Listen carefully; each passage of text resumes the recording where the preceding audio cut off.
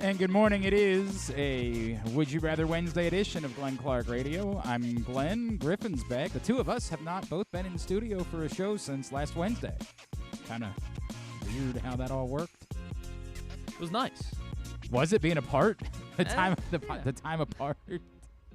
Griffin's like Good change of pace. poking at the voodoo doll he has of me. I was like, I don't want to deal with that guy. You feeling all right? Yeah, I am. All right, very good. Yeah. I'm glad you didn't bring the itis with you. Yeah, right.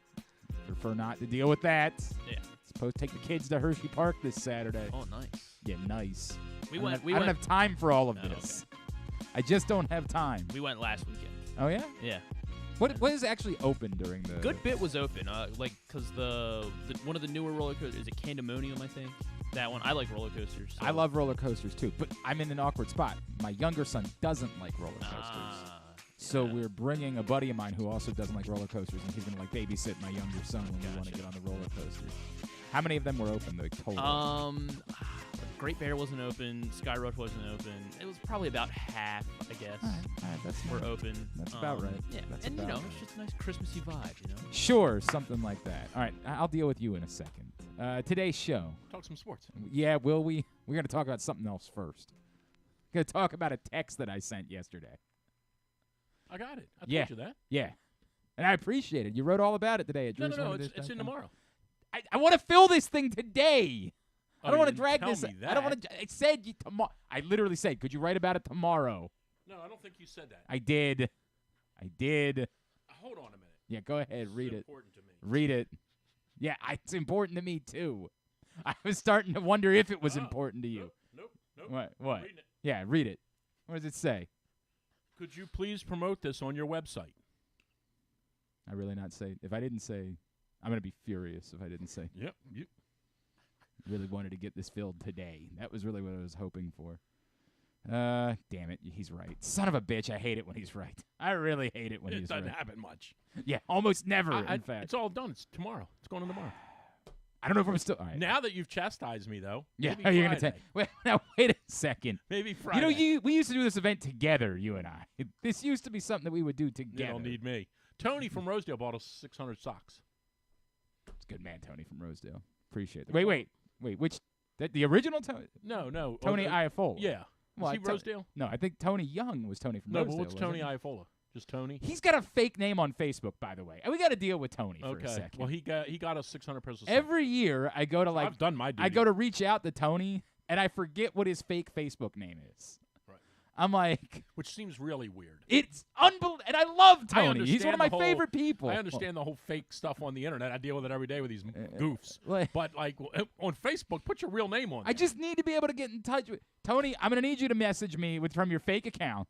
Well, I got his All right, Twitter. he's got us the socks. But I We have to deal with a couple of things. We got to pick a date that we're taking everything down, and we got to pick a date that we can do an event. Because I got to line it up with it. We're hoping to have some guests. join Lamar us. is coming out, right? No, I don't think Lamar is going to make it. Although, who knows? I can't swear he can't. You all right over there? Where are we at? 50%? Oh, I don't think I've updated it in weeks. Put it to 80. I don't think I've updated that in weeks. All right, so here's... As soon as they get rid of Monken, we're good. Yeah, he's holding it back. All right, Drew's here. Let me deal with a couple things real quick. What we're talking about is the raffle. And How many we sold so far? 71, I think is where we're at. And we're looking for how many? 100. 100. Just make it 200. I would love that, but I said 100. Okay. 100 raises us $2,500 on top of the 150 already raised. And if we do bowl pick'em next week, that should be another $350. We'll get to $3,000. And what are we doing with the money? The same thing we did last year? Exactly right. Hookers and blow. Yes, 100%. Getting toys, and then you and Margaret go to Atlantic City for the weekend with the other 800. Now, we are going to go over to Target in White Marsh, where they have very kindly the last couple of years stretched our money out for us. I And, have, speaking of that, we will be purchasing toilet. Let me do this. Would you ever let me do the pitch? it's about money. Can I do the pitch? I had $5,000 for you, I'm sure. I'm so sure. but not now. Right, because Because you you're mean you to would me. have had $5,000 if you had won that bet last night, but who didn't Oh. score a goal for you? No. The one that I did it to myself. Oh. I can't even do my own pitch. Houston and somebody named, or TCU and something named Houston Christian. Yeah. The total is 164.5. What do you think the final is? 101.64. 101.64. Did you bet the under? No, I took the over. But wait, 101.64 would be. So it was I mean, I took the under. And, Yeah, I was like, I took the under. Yeah. And it's 164 points. Hey, man. 165, not 180. I don't. If it's 180, I Yeah, don't right. care. You were nowhere close. Yeah, you never had a chance. It was 165. They didn't foul at the end of a 40-point game. Did No, a guy hit a shot for TCU with like 30 seconds to go. Yeah, he did. Yeah, he did. Anyway, go ahead with your whatever you're doing. Here's the deal. We are helping Up Mission again. We need you to help us helping Up Mission. And we will ask you to, like our friend Tony Iafola, we will ask you to go out and purchase toiletries and underwear that you can bring to us at an event that we'll be doing in December. Drew and I will get around to planning that probably like 2 days before we actually do it.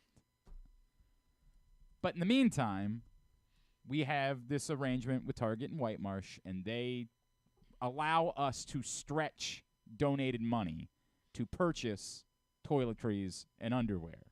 And if there's two gentlemen that you ever want to go underwear shopping with, these two guys right here. We do have fun. We have a lot of fun. Excuse me, ma'am. Yeah. Can I ask you a question real quick? Think these will fit?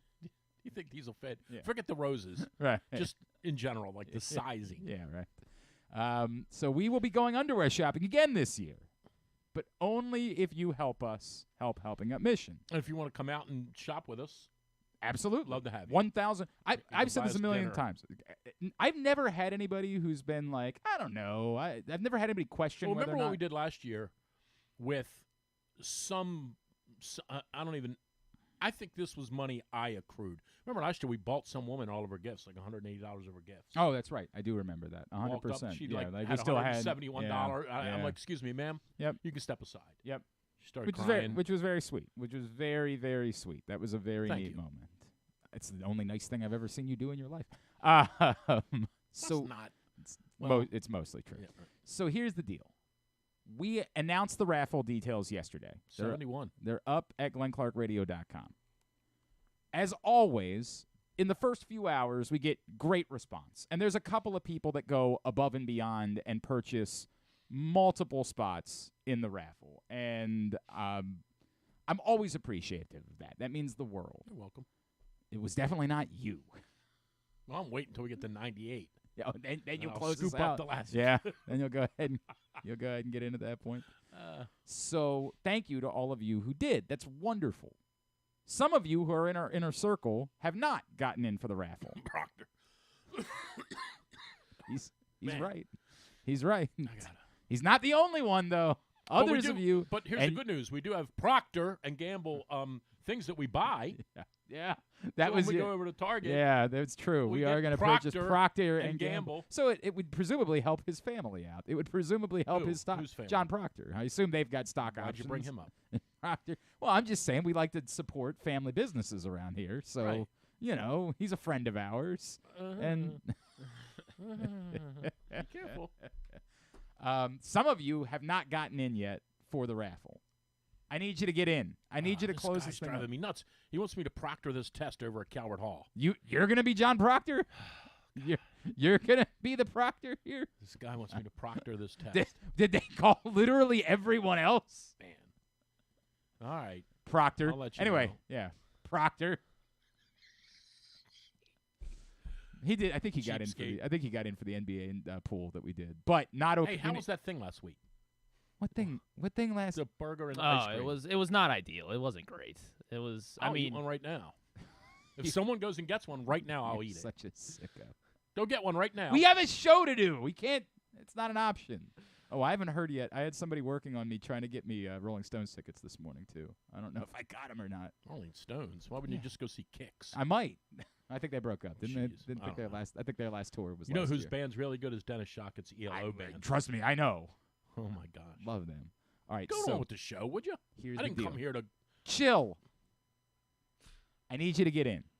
Details are up at glennclarkradio.com. There's about 30 spots left. It's like 29 that I checked it last time. Need you to get in. You can buy one spot in the raffle. You can buy all of them. I don't care.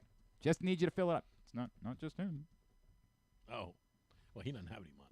That's true. That's a good point. All right, I didn't think about that. Thank you. Not just him. What about I got it on the basketball thing. what Oppenheimer's about, not in. Arkansas John. John definitely got in. John's all in. Shock. Multiple spots in the raffle. John's all. I I know you want to go after. Check that credit card. Yeah. You're fighting with John in Little Rock. Fighting with John in Little Rock. What is that? Where's John's brother, by the way? You still live here? That's a great He question. moved to I thought he moved to Vegas. Yeah. I think he did. I think he did. Gambling derelict. Yeah. Yeah, he's the gambling derelict. Most of our regulars got in. Some of you, you know who you are. You're not in for the raffle yet, and you need to get in now. I'm not going to forget. I'm going to remember that you didn't get in. This is what's at stake. Did the former boss get it? Yeah, I'm sure the former boss got in. You know who's not in? John Colson. Oh, well, we're on him. Going to get on him as soon as he arrives today. I'm going to be all over Get that on guy. him. All right, so you see that helmet behind you? You see that guy right there? That You helmet? want me to sign the names like I did last year? You yeah. How many R's in Lamar? Oh, my God. That helmet right now is signed by Patrick Ricard, Justin Matabike. Overrated.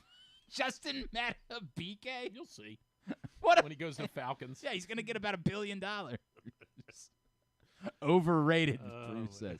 Pat Ricard, Justin Matabike, Brandon Stevens, Adafe Owe, Justice Hill, Ben Cleveland, Tyus Bowser, among others, have signed that helmet right there. But wait, there's more. We'll still get more signatures, by the way, because we're going to have a couple more events coming up. Guys selling I am. I'm trying to sell something. I can't get people to. Tupperware. But I wait, gotta- there's more. I am exactly what I'm trying. I'm trying to fill this damn raffle, Drew. We got to raise money for helping up because somebody won't write about it on the website. So Someone didn't tell me to write about it tomorrow. I can't believe I didn't put the word tomorrow in that text. It's on me. Now, so there's that. Okay. That one winner will receive that. On top of that, 2 winners they and a guest will join me for Grade 8's Memorabilia's Rolling with Santa Christmas Bowling Party featuring Keaton Mitchell and Brandon Stevens. You think Mitchell will still be on Coming- the team? Yeah, I think he might still be on the team when he's averaging 9 yards per touch. I think he might still be able. What are you doing to me? Why are you trying to sabotage the thing that we do together? Angry about the This is turkey like- bowls. Is still. that? Are you still? Yeah. You're not over it. It's like 15 years we've been doing this, Oh, and this is what I'm up against my own partner. Need you to bail me out. So 2 of you and a guest will be on my lane. You'll join my lane. Oh boy. We don't. I've It's seen not. you It's bowl. not a competition. Don't Oh, worry. okay, Yeah, okay. it's not a competition. Seen It's you just for bowl. fun. Okay. And you'll get a meet and greet with Keaton Mitchell and Brandon Stevens on December 16th. Okay. So that's very cool. I like that. 2 of you will receive 2 rounds of golf at Baltimore's Classic 5 Oh, golf courses. Love it. Tom Pierce, my man. 100%, including a cart and everything. 2 of you will also receive 2 rounds of golf at Baltimore's Classic 5 golf courses. Okay. And added to the pot this morning, our friends at Rams Head Live have thrown in I'll play with these people. for. You'll go with them? Yeah, here's what I'll do. Yeah. Somebody wants to buy. How much are these things? $25 for a raffle ticket. You buy 5 of them, Mm-hmm. and I'll go with you. Okay. Well, they have to be the randomly selected winner. That's the problem. We select winners at random. That doesn't really work. Well, it works in this case. Yeah, I mean, not exactly. We've had 2 people already buy more than 5 to this point so far. Let's talk that through. We'll talk that through. All right. I'll work on that with you. I'll get 2 more rounds from Tom Pierce myself. All right. If somebody buys 5 raffle tickets today, Before noon. you could still win any of the other prizes. But Before if noon. somebody listening buys 5 raffle tickets, you're going golfing with Drew Forrester. Before noon. No matter where, you could still win any of the other prizes, but you're going golfing with Drew Forrester if you buy 5 raffle tickets before noon today. Got it? So get in now. You just can't be from Loyola. Okay? I'm not sure that we can arrange that. You're really, really beat up about this. No. Didn't you just- kind of expect it? Or St. Paul's. Oh, yeah. Can't be from either school. Or Curly or, No, Curly's or fine. John Carroll. Nope, or- they're fine. All right, fair enough. Lastly, I'm kidding. thrown into the pot You this got to morning. buy 5.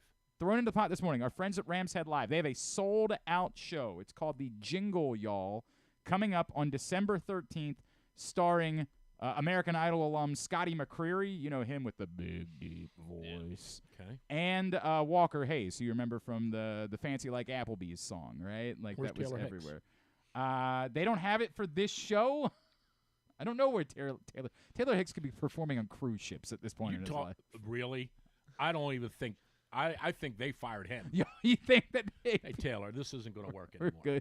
We're good. Soul Patrol. Man, he was. I mean, Awful. they let him win. They let him win. Chris Daughtry was on that season. They let Taylor Hicks win. he could do the Doobie Brothers. He could. That was about the list of things he could do. That Who's the girl, the hot girl that he lost Was that to? Catherine McPhee? Yes. We all had McFever. We sure did. We had. I know I did. Anyway, that show is sold out on December 13th, but they are going to hook you up with 2 tickets to the Jingle Y'all Okay. with Scotty McCreery and Walker Hayes. Never heard of So, either. yes, you have. Okay. You're just saying things because you are trying to sabotage. 5. Got to buy 5. We can go golfing. Waiting for that. Waiting for that to come across any moment now. That's the deal. So get in today. The way to get in, Venmo, Glenn Clark. PayPal, Glenn Clark 180. Cash App, Glenn Clark Radio. If for some reason you don't use those things, tell me. We'll figure out another way, Zelle or something that we can use in order to get in. Tell me when you do. Either tweet me at Glenn Clark Radio or email me. Say, I Glenn want the Clark. 5. I want to go play golf with Drew. That's all you got to do. And if you have a number preference, the numbers that are have already been selected are already shown on the website. If you go to glennclarkradio.com, you can see them. There's a handful of numbers available. Please get in and fill this thing up so I don't have to sabotage the show anymore and I can just move on and talk about the next thing that we're going to ask you money for. That's the way it's going to go. Got it? Bull pick 'em next week. That's the next thing we're going to ask you for money for. Have you seen All the Light You Can't See? No, what is that? The show on Netflix. I'm not sure I have the right name. All the light you can't see. Is that what the name of it is? Yeah, have you seen it? I heard of it. I appreciate that you went like at least 30 seconds without derailing us again. I do appreciate that. Is it called All the Light You Can't Yeah, about that French Yeah. French girl. See? Yeah. World War II show, Yes. right? Yeah. Yes. Yeah. Okay. What's the story on it? All the Light We Cannot See. It looks solid. Yeah, it's I really haven't good. seen it. Okay. Okay. On the sports. That's what you got? Well, on the sports now. I just was asking you.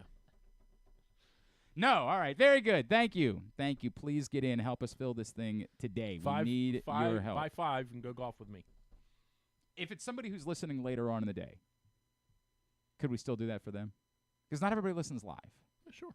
Okay. I mean, somebody's got to buy 5. First person that buys 5 today. First person that buys 5 raffles tickets, you're going golfing with Drew. All right? Even if we had 2. I mean, Even if you 2 would, people did if it. 2 different people, you'd let them both. All right. Very good. Yeah. Very good. Thank you. Now, here's the deal. I am We're going to beat up Zay Flowers. I saw you write.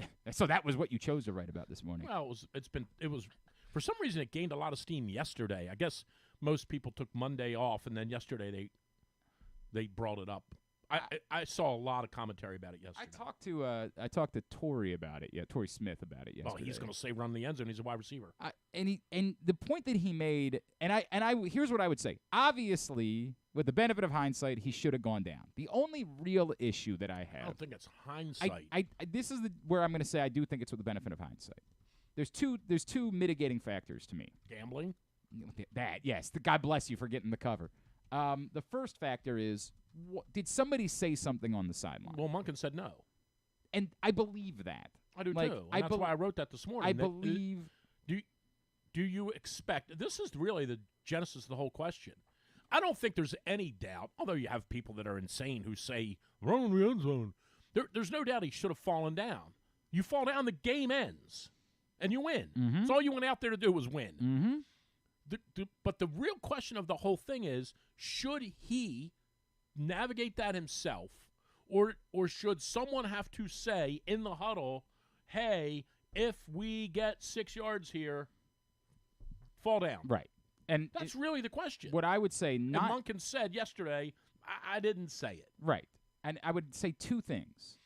If he was 8 years into his career, I would be more inclined to admonish Zay Flowers for not going down. Sure. As a rookie, He doesn't know. Maybe somebody would say he should know. He should know. He But doesn't know. probably should. But I just don't think he's thinking about it. I don't think that the thought is crossing his mind in He's that moment. definitely not. And so it requires someone to me on the sideline 100%. saying, dude, or in the huddle. right, you got Hey, by the way, what are we doing If we here? break one of these, make sure you go down, the game is over, right? Like, Right. It would be a much bigger story if this had been a 20-20 game and the Ravens were marching down to kick a game-winning field goal and they broke it and the Chargers were, like, trying to let them score at that point. Then it's a much bigger deal to me that you have to have the conversation of, dude, they're trying to let you score. The only path for them back into the game is if you score. They're trying to let you score. Make sure you're aware of that and you don't go in. At that point, the Chargers weren't trying to let the Ravens score because they didn't want it to be a 2-score game. They wanted to get a stop. They were competing at that point because they could limit them to a field goal and get the ball back and go win the game. So in that moment, you're not thinking about those scenarios. So while it's so easy, who's to blame? Monken? yeah, John, all of them, right? Like that's got to be a coaching thing. Hey, if we break one, go down, and it is a little bit of an all's well that ends well, but it's more than that. It would be a far bigger deal to me. I would be more critical. What if Roquan Smith tears his Achilles? That would be unfortunate, but football is football, and Yeah, but what if he tears his Achilles for? Right, on plays that didn't need to happen. I understand. Right. I understand what you're saying, but I would still say I don't think that's likely in a 10-point game. I think those guys are going to go back out there and only half try at that point, right? I don't know about that. They were kind of half trying on the ball when they got the ball back. Yeah, they were trying. They went 4 and out. They were trying. It's fair. It's fair. They were. It's fair. They were trying. It's fair to say they were trying. We've seen enough of these crazy games to know. You're right exactly about that. How it works. That part, you're right in about fact, that. The more likely scenario than them going down the field scoring, getting an onside kick and scoring, the more likely scenario is someone gets hurt. This was your argument. Mm-hmm. The year that they ran the ball. goofy running thing. 100%. You said, what if the dude tears his ACL on this play? Yep. Anyway. Yep. That kid's a hell of a player, though, man. Flowers, he's an unbelievable player. There's no question about that. The guy for the Chargers, not so much. No, not great. Quentin Johnston, Oh that my one, yikes. I'd like to know one thing. I'd love to be able to ask them a question. What went into the thought of not wearing the powder blue? We could ask that for every game, though, correct? The logo looked terrible. Why would you wear those goofy uniforms? I'm with you, man. When you can wear whatever you want. I'm with you. It doesn't make any sense. How about their to me. coach? Well, I can't believe I can't believe he's gotten to Wednesday. Embattled called and laughed at him. I mean, come on. What are they even gosh. doing out there? I have no idea. It's absurd. I am not worked up about the Zay Flowers thing. It's easy to say. I'm not worked up either. Yeah. I opined on it because I think a lot of people are worked up about it. I'm not that worked up about it because all's well that ends well. But I do see the merit in saying to him, and I gotta believe. Yeah, I have to believe John probably sat down next to him on the plane and said, "Hey, by the way, next time fall down." It was funny. It was good. No problem. But next time fall down. But that's got to look at him. That to me, it's one thing for John. If John's admonishing Zay, who's admonishing John? Well, you know what Zay's going to say when John sits next to him. Dude, why didn't you tell me? Why didn't you tell me? If you told me to, I would have. Right? And that's where I do think that it can be a teaching moment for Zay Flowers. But would say I'm way more concerned, and this goes on the heels of John's. And we're also presupposing. When I heard Monken say, "Hey, it's on me," that he's not just. We're also presupposing that they didn't say something. Right, that he's not covering for right. And again, if that's the case, then there's a bigger problem if he was purposely told go down and ignored and it. Didn't. There's a much bigger problem. Right. The reaction on the field would not suggest that that's the case. If that was the case, totally agree. You would have seen immediately someone grabbing him like, dude, what the F? Right. You just openly, especially the defensive players. Correct. Because the defensive players are the ones that have to go back out 100%, right? And they joked about not going to strap back the ninth up. inning without the game being in the balance. 100%. Right. So that part, I don't believe is true based on what the reaction was on the field. It feels way more like, and as Torrey explained it, dude, you're 40-some yards out. You're just not thinking about what if we break this. All we're thinking about right now is come hell or high water, we've got to get a first down. Right.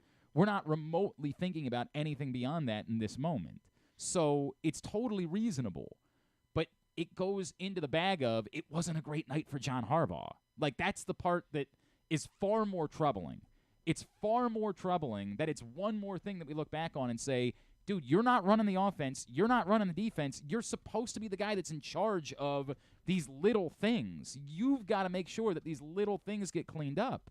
And whenever somebody criticizes John Harbaugh, and look, I'm certainly not going to defend Ken Zales and people that want to fire John Harbaugh. It's absurd. But you have to be willing to criticize him where criticism is due. That's on you as a head coach. As a head coach, you're the guy that should be able to control when you guys are calling plays, what are you not thinking about, right? When you're worried about what play is going to work to get the first down, you're probably not thinking about what does a player need to do if they happen to break this. I've got to be the one as the head coach to think about that type of stuff and make sure that's taken care of. And on a night where obviously the replay was just abysmal, the way that they handled that, it's one more thing to put on and say, what was going on Sunday night that there were so many errors in that department, in decision-making.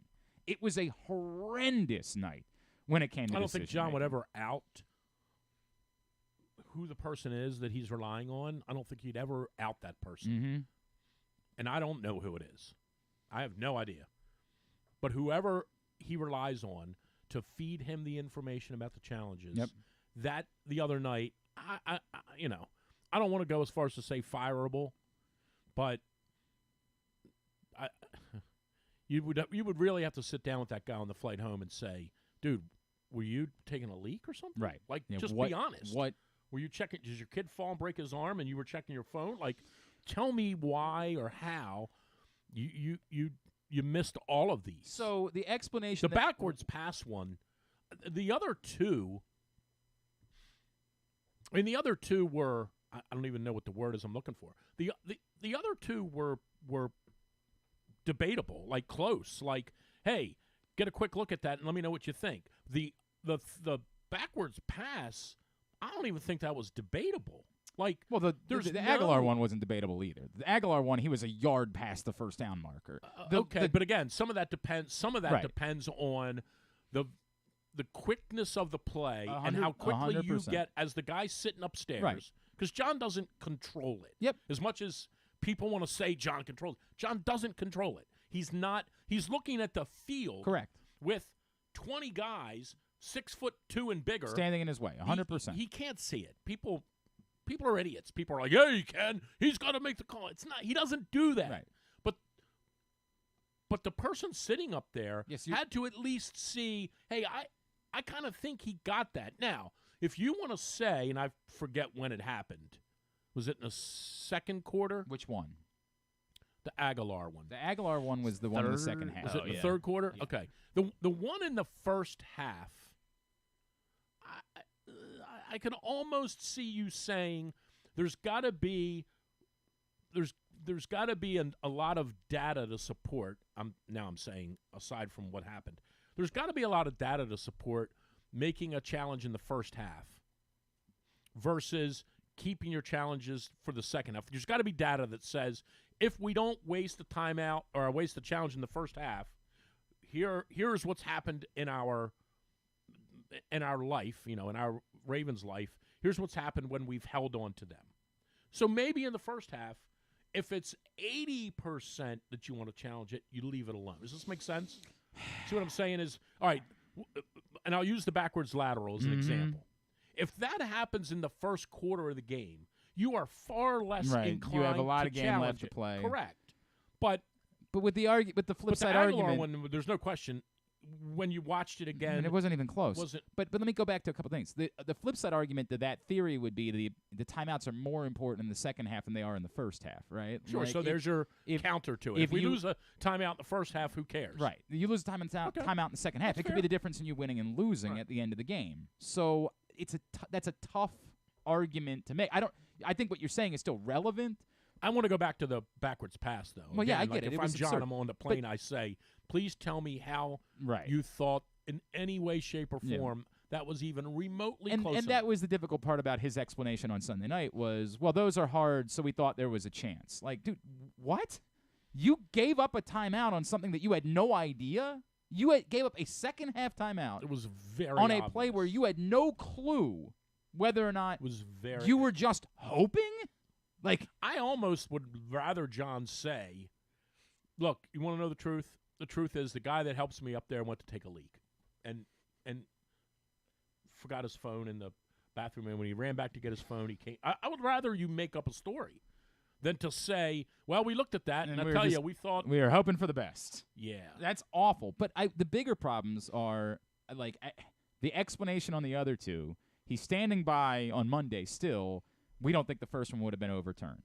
And that I want to come back to that because I think there's a bigger conversation that the first one was the Lamar one. That one was the one where he stretched out. Oh, right. And so I'll come back to that. Oh, that was close. The second one is the one that they've maintained, and if you go back and look at the video, it's backed up by they've maintained for 2 days that on the Aguilar one, the guy they thought said first down. They thought it was a first down. They lined up and ran a play that, as we now know, was first down. Was on 3rd and 1, but they thought it was on 1st and 10.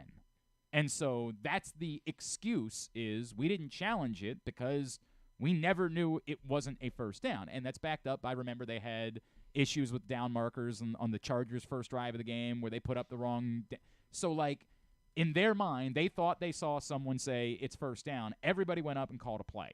It's not okay. It's not acceptable. You don't get a pass. It's just it makes more sense than we looked at it and didn't think we had it. Like, that would be insane in that situation. It's still a failure in the procedure. And again, when you're a head coach who's not calling the plays, you kind of have to be on top of all the procedure. Like, you have to be zoned in on all of the procedure because of that.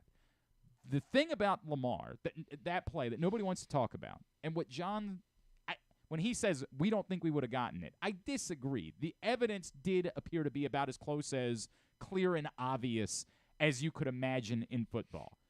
The thing that I said that's hilarious is John Harbaugh has pissed away challenges on spot calls throughout the course of his career, knowing that the most difficult challenge to get in football is a spot call. The irony being that he's normally doing it in the middle of the field where it's almost impossible, whereas this one was right at the sideline where you actually have the boundary marker in order to be able to overturn that call. Spot calls in the middle of the field almost never get overturned because it's just easy enough to say, it's too close, we can't tell. There's 12 guys piled up there, right. But it goes back to two problems that we have. The first problem is the one that I always scream about, is that the coaches are still expected to officiate the games. And somehow, because it's tradition, we've just accepted it. We're just used to it. That the coaches have to be the one. We hire officials. Who are awful, by the way. That we hire them. It's hilarious. And then we say, getting worse. But the coaches have to officiate the games. They're getting worse. They've got to worry about, whatever the wide receiver who's screaming, how healthy is this guy, and we still ask them to officiate the games. On top of having to be the coach. I know. It's hilarious. It's bonkers. It's bat-ass. It's crazy. And we've just accepted it.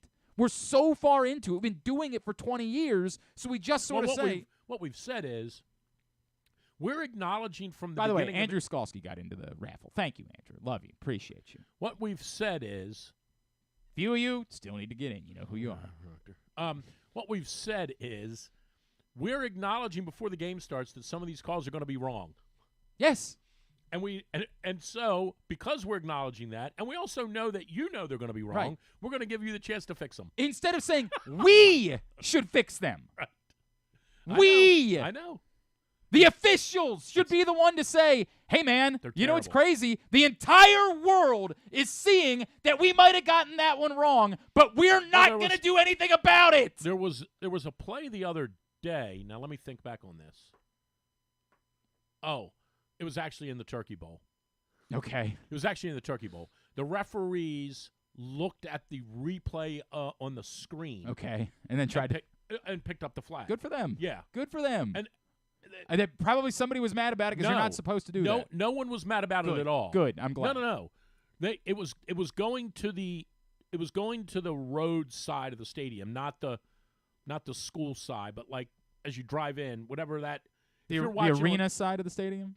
No, it was going into the end zone. Oh, okay. Of that side. Okay. I forget the circumstance, but something happened. They threw a flag, and when they quickly showed the replay, the ref picked up his flag and said, "There is no foul. for, you know what it was? Got it. I know exactly what it was. The ball got thrown over the kid's head.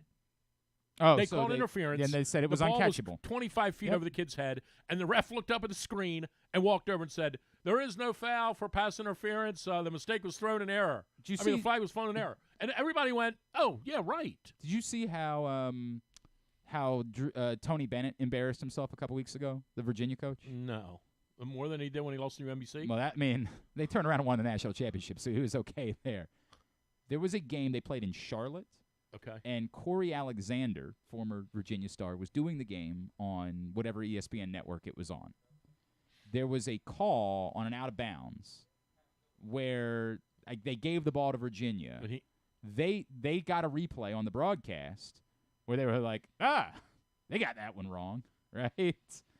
The officials came over and looked at Corey Alexander and whoever he was doing the game with and said, "Hey, did we get that one right?" And Corey Alexander said, "No, you didn't."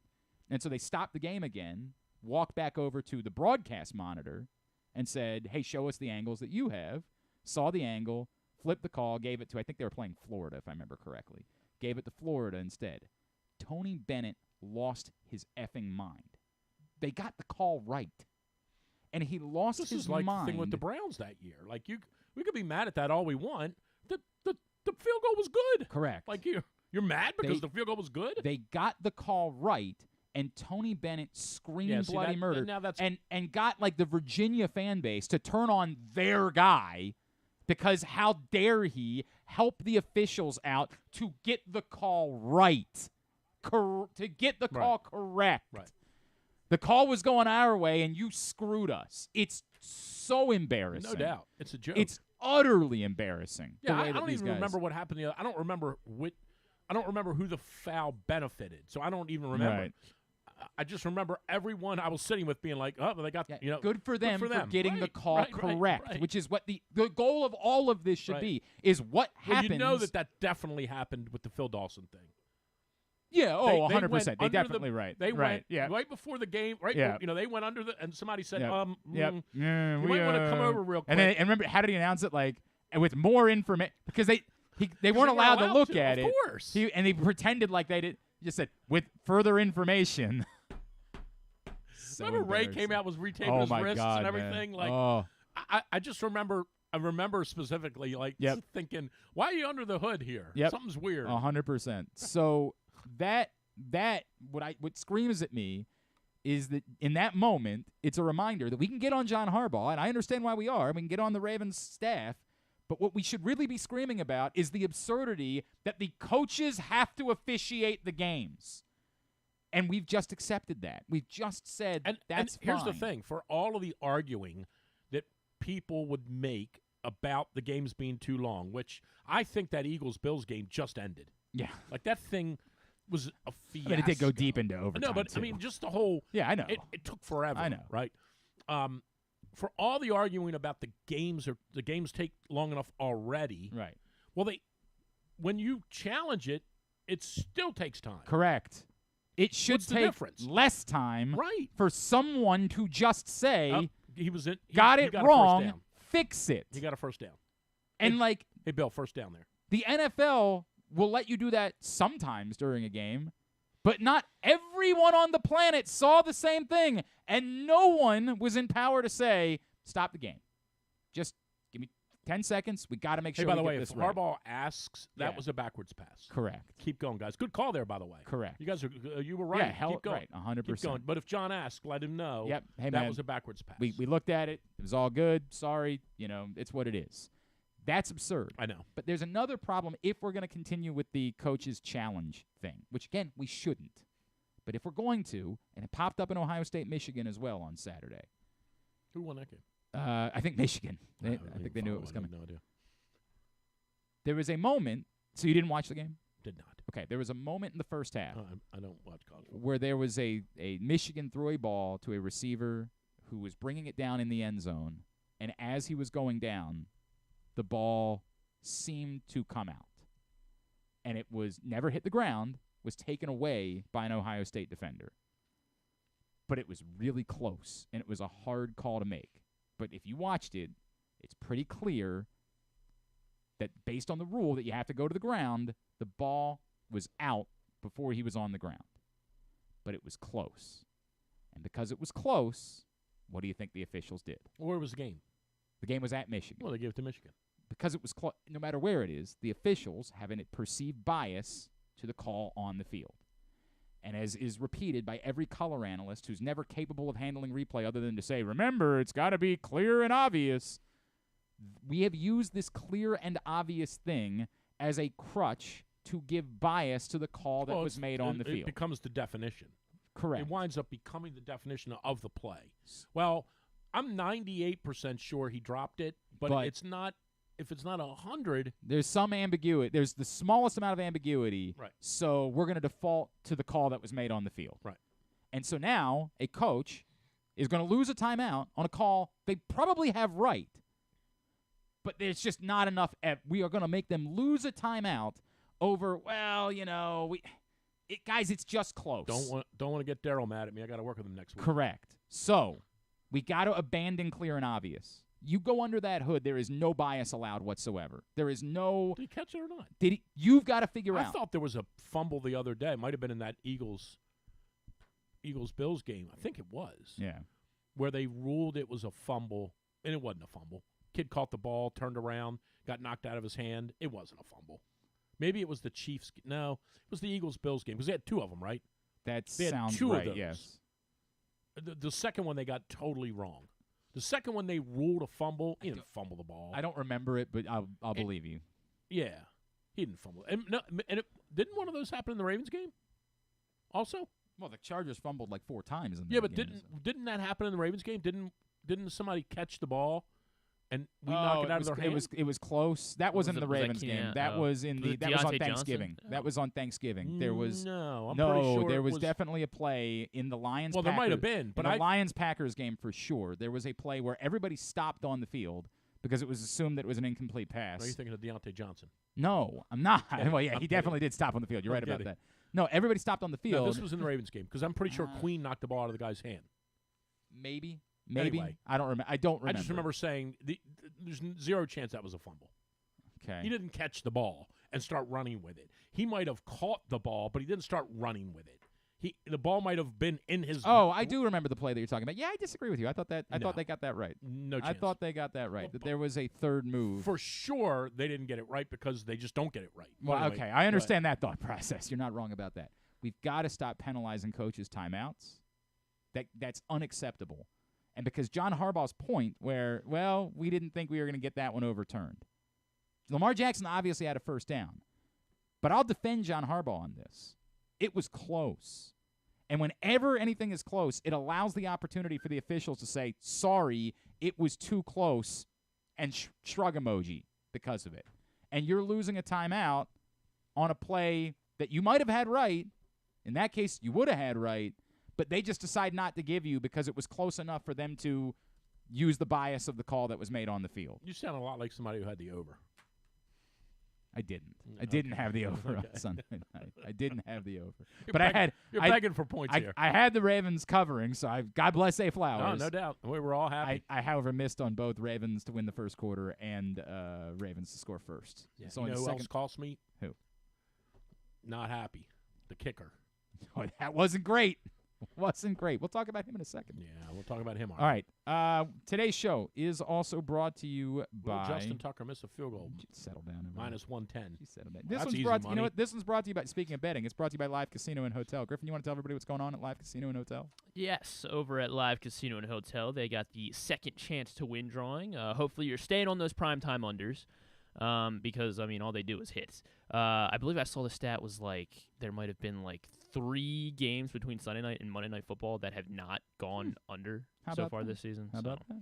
Might have to continue doing that. But if luck wasn't on your side at a recent bet at the FanDuel Sportsbook at Live Casino and Hotel Maryland, you can get ready to turn those losses into winning opportunities with the second chance to win promotion. Because between now and January 4th, 2024, all Live Casino and Hotel Maryland rewards members will be able to enter their losing bet slips into the second chance to win drum. And then 2 nights a week, 20 different winners will be chosen, with prizes ranging from Live Casino and Hotel Maryland apparel, sports and social ultimate happy hour, plus cash and free play worth up to $500. Drawings will be held every Thursday and Monday, only at the FanDuel Sportsbook at Live Casino and Hotel Maryland. At Arundel Mills, must be 21 to play. Please play responsibly. For help, visit mdgamblinghelp.org or call 1-800-GAMBLER. Zack Britton's going to join us in a few minutes. We're going to talk to him about his retirement from baseball. And also, we'll get to Would You Rather Wednesday next. Glenn Clark Radio.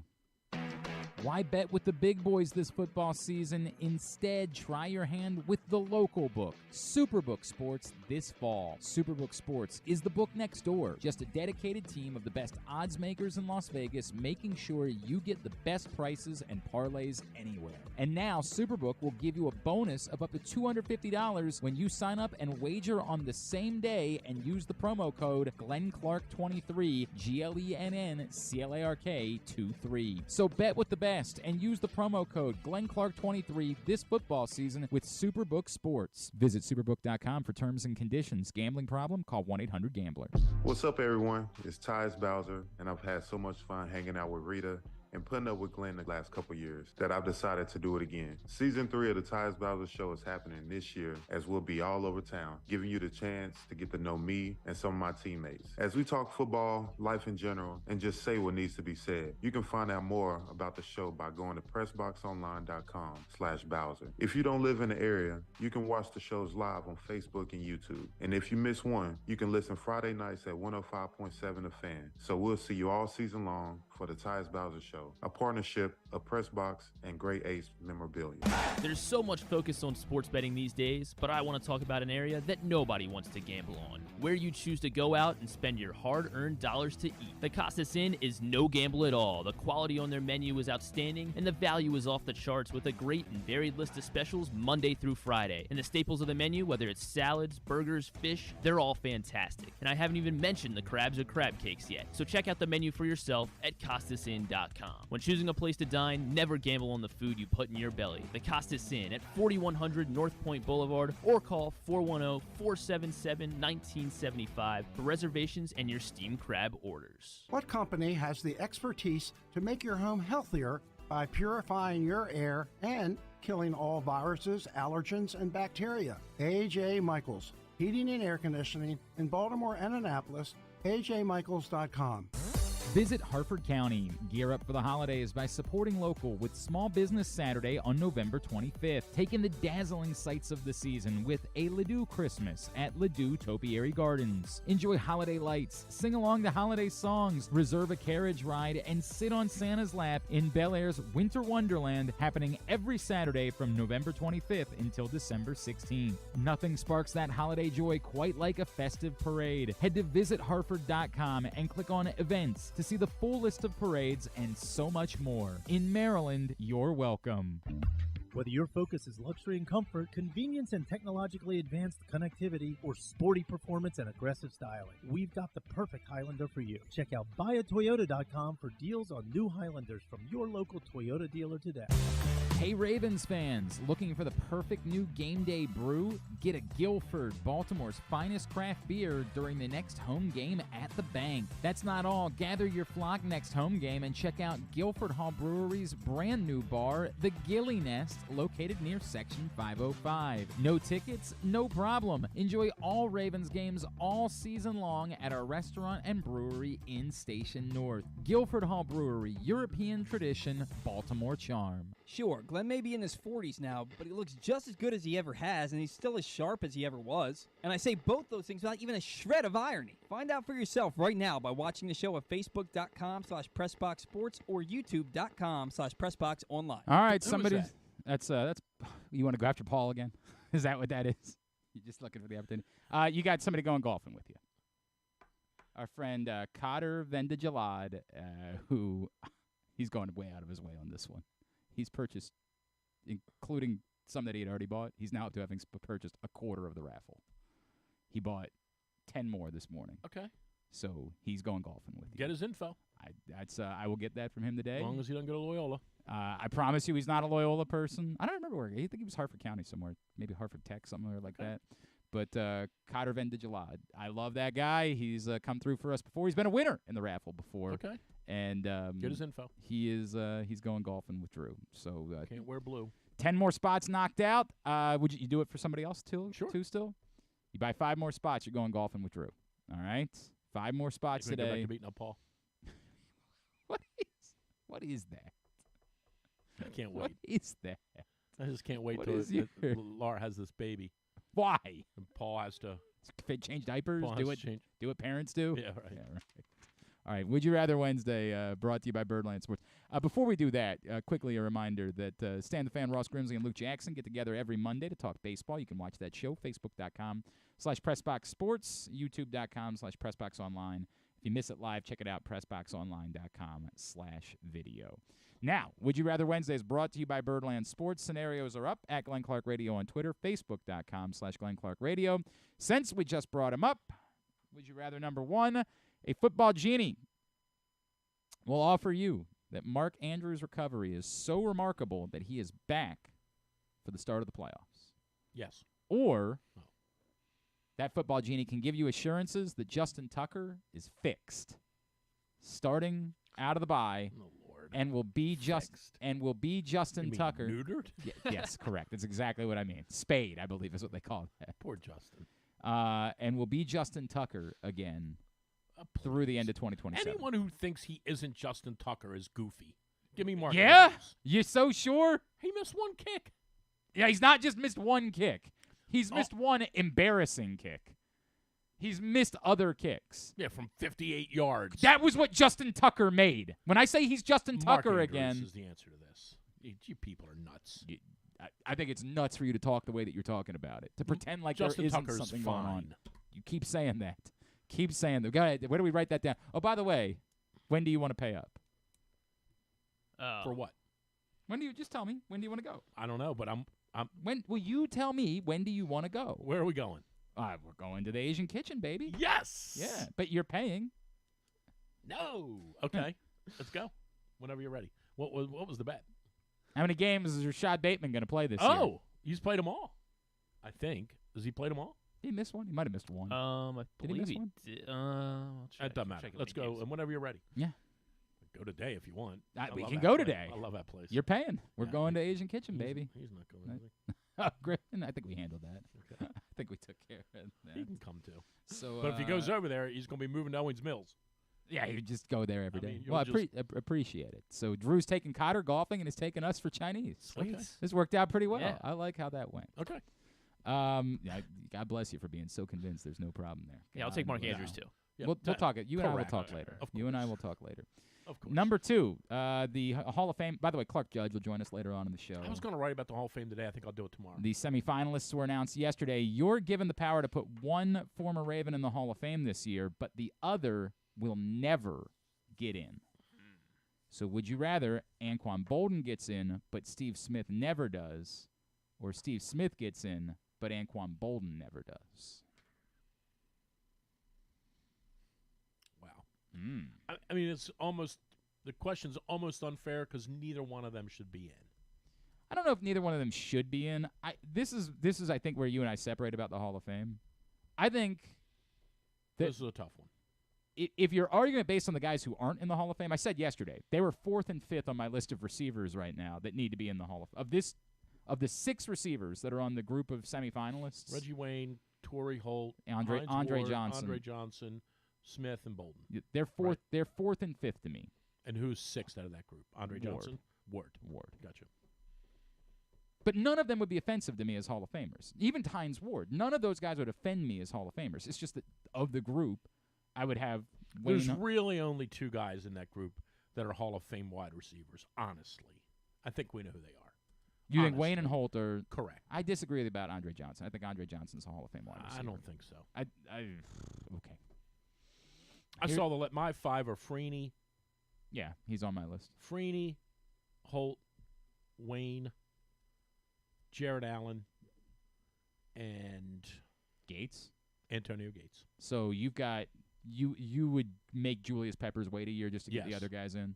And I had no to me Peppers is a Hall of Famer, but He if you is. say But we you can only want take 5, right? Freeney definitely it's insane. You that can tw- only take 5. Yes, you right. can 5 only 5 get Okay. in. The only other argument I would make, but again, we've done this with him for 3 years, is I wouldn't mind substituting Peppers for Holt, but Torrey Holt how long are we needs gonna to be make in the Hall of Torrey Fame. Holt wait? I agree with that. The only other guy that I would want to talk about on that list is Patrick Willis, to me, he's going to be a Hall of Famer. We addressed this. They put Calvin Johnson in. They put Terrell Davis in. The longevity thing, there's no argument there anymore.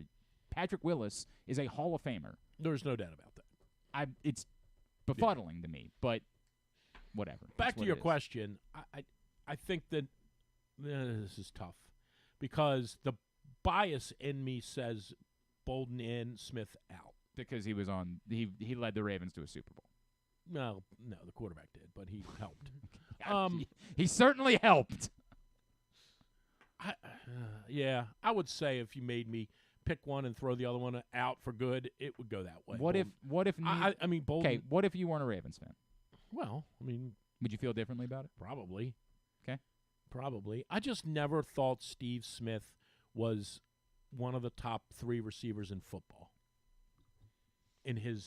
Throughout, I always thought he was a 5th or 6th guy. Now, in fairness to him, he was also in the league at a time when there were 5 or 6 remarkable receivers. 100%. Right? Yep. I mean, I just did this 2 weeks ago with baseball, and I talked about Mark Burley in Baseball Hall of Fame. There were plenty of pitchers who over 3 or 4 or 5 years were ranked much higher than Burley. But if you go through his entire career and you look at the compilation of what he did, very few pitchers in his career did what he did. Yeah. He made 30 starts or more every year of his big league career except his first one when he wasn't a full-timer.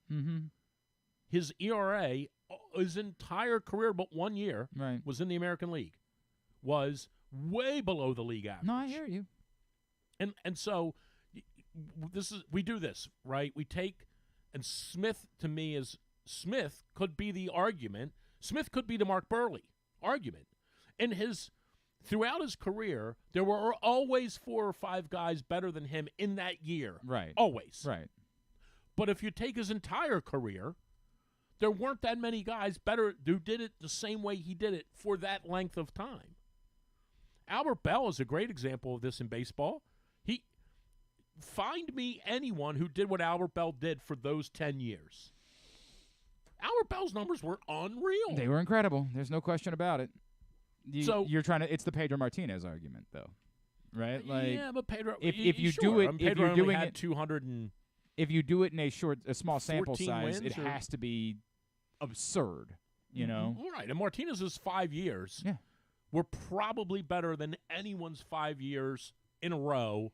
Maybe ever once they changed the mound. I would say you could make an argument, and one of those years, Sandy Koufax. One of those years or 2 of those years occurred in Montreal. But if you take that 5-year window of Martinez's career, 96 or 97, 98, 99, 2000, 01, or 2, you take those 5 years, I would challenge you to find any pitcher who had the same numbers he had in those 5 years. I get it. Ever. I get it. Right? Now, you take the compilation of his career, I still think he was a Hall of Famer, but there were guys, and this is where I would say Burley to me. I forget who I said because you could take 10. I don't think I picked 10. I think I said it's off the top of my head. I think I said Wagner, Burley, Torrey Hunter, who I think's extraordinarily underrated. I would also say feel very strongly about Torrey Hunter. Right. Here's interesting. You bring up Bolden. I think Bolden and Hunter are very comparable. I think they're very comparable. They were never the best player in their position. Right. They were extraordinarily dependable. I know Bolden had some injury issues, but when he was on the field, he typically played even when he had injuries. The team was way, way, way better. Yes. He played for a moribund franchise for 6 years. I don't know. I think those two are very comparable. Torrey Hunter, to me, is a Hall of Fame baseball player. Now, you also have an argument in baseball you don't necessarily have in football, which is, and just off the top of my head, like Manny Ramirez. Hall of Famer, without question. Steroids, without question. That gets him off my list. Gary Sheffield. Hall of Famer, yeah. Steroids, yep. That gets him off my list. You don't have that in football. You don't. That argument, so A-Rod's not in, Manny's not in, Gary Sheffield's not in. Obviously, well, I don't even think Bonds he's no longer on the ballot. On the ballot. Right. You don't have that argument in football, right? So it's not as easy to dismiss guys in But yet, football. for some reason, we put look, but David Ortiz is in. I don't get that one. Nope. Well, it's not hard to get. No, I don't get that. He was nice. He was nice to the media. Okay. Yeah, that's the answer. He was Okay. nice to the media, Yeah. so David Ortiz was allowed to get in despite I don't being a remember steroid enough about user. Sheffield, but I guess Sheffield wasn't, right? He was prickly. Yeah. He was prickly. Okay. David Ortiz was nice to the media, okay. and so Fair enough. they're willing to pretend like he didn't use steroids. See, I think the guys on the list of the NFL, I saw the 25 the other day. Like, I'm trying to remember if there was anyone on the list where you said you're insane, right? Like there's zero chance. Pull the list up. Tiki real quick. Barber is pretty close to that for me. Tiki Barber's not okay. a Hall of Famer. Okay. He had a But nice in baseball, career. But pull up the baseball Well, yeah, I get it. They list. put Jose Rijo on the baseball ballot. I understand. There's but tons of guys on right. that list, baseball list, and you're like, what are you putting him on there But for? these are this is the semifinalists that we're talking about. The first list they sent out has Brendan Trawick is on the first list they send out, right, for the Football Hall of Fame. But this is the semifinalist list at this point, and so that's where it gets to. We'll talk more about that with Clark Judge in a bit, and we'll have to finish up Would You Rather. Are you staying? Are you hanging around for a little bit? Well, you got to answer the question because we have a guest I haven't coming had up. a check in a month. Well, yeah, by the way, let me know when it comes in. Well, I got some pressing questions for Zack Britton, so I'm sticking around. Today's show brought to you by your local Toyota dealer and buyatoyota.com. The Toyota Tacoma comes in a range of models and trim lines, so you can choose the perfect Tacoma to reflect your unique personality and driving habits. Check out buyatoyota.com for deals on new Tacomas from your local Toyota dealer today. As Drew just mentioned, our next guest just announced his retirement from baseball after an outstanding 12-year career. The first 8 of which were here in Baltimore, and the last 5 of which we just pretend never happened. He is former Orioles closer, future Orioles Hall of Famer. He better, and that was my question. He better freaking be. Well, I mean, I don't. Okay, we'll deal with that. He is our friend. He better be. Zack Britton, and he's back with us They've now. done some here. goofy stuff before. Settle down. He's back with us on GCR. Zach, what's going on, man? How are you? It's Glenn and Drew. Thanks for taking the time for us. I'm doing great. How are you guys? Everything's good, man. All right, so when you go into Cooperstown, which we're expecting, you're definitely going to get on the first ballot. Can we promise that it's going to be Orioles on the cap? Can we make that work? If that happens, I'll probably go in as an Oriole. Hell yeah! Hell yeah! So, Zach, honestly, is it important to you that someday you're in the Oriole Hall of Fame? Is that important to you? Important? I'm not so sure it's important. I think it's a great honor. I mean, it's not something I really had expected when I started out, but no, it'd be nice. You know, I'm hoping that I have the opportunity to get in. That'd be great. I think it better happen this year. Let's make that abundantly clear. Let's make that happen. Well, that would be great too. Let's make that happen immediately. Zach, it's so great to catch up. It's been way too long. I want to go back, right? Because I remember, like, at the beginning of this, and we saw so many signs. Like, there were times as a starter where, like, dude, this guy is going to be great. And, you know, of course, that's not the way that it worked for you. I wonder, as you reflect now at your career, can you think back to, like, the difficulty of going through that? And were there ever times for you where you wondered, like, man, is this just not going to work out the way that I hoped it was going to work out, and I might not have the career that I hoped that I was going to have? Yeah, I think in the moment when I was going through, you know, I guess you start out with having all this success in the minors, and you're like, man, like, I'm going to the big leagues. I'm just going to continue doing what I had done because my last, 2 years of starting in the minors had been really well. I think I got the pitch of the year in one of the levels, or maybe in AA. I'm trying to think, and then AAA, you do well, and you're like, man, I'm just going to like continue, being a great starter or whatever. And in the big leagues, it's just a rude awakening. And in hindsight now, I just didn't have the ability to make adjustments throughout an outing like a starter, like good starters do. If you don't have your good stuff, you can go to something else. And I kind of I had the sinker. I had decent off-speed stuff. I think my slider improved like towards the end of my career out of the pen, but I just didn't really have anything else if my sinker wasn't there, and my command wasn't great enough to just get through 5 or 6 innings when I just didn't have anything that day, right? And those are what the really good starters are, guys that start for a long time. They either have, most of them have good command, right? of all their pitches, so they can kind of navigate a lineup for 5 or 6 innings if they don't have their best stuff. And I just didn't have that ability. I had the ability to 1, 2 innings, maybe 3, really just power my sinker. And I learned how to command it, as I moved to the pen, which I wish I would have learned how to command it when I was a starter, but hindsight. Right? Zach, when do you remember the moment when someone said to you, because look, I'm sure like everyone, right? You wanted to be, you wanted to be a starter. You wanted to be the lefty Tom Randy Glavine. Johnson, right? Like, yeah, right. Yeah. Like, do you that was my guy. remember the moment when one of your coaches, whoever it was, said, "Come on in, have a seat. We got some news for you." Do you remember who it was or how they broke the news to you, or did it just come sort of subtly where you're like, "Hey, I noticed I'm coming in the 6th inning a lot more these days." No, so it was basically the off season going into 2014. I had been working out with Brady Anderson in California. Was out of options. Brady kind of approached me the last season, so at the end of 2013. I actually made an appearance, I think, one out of the pen against the Red Sox. I had struggled that year as a starter, was in AAA a lot, and then came up, I think, for September and got put in the pen.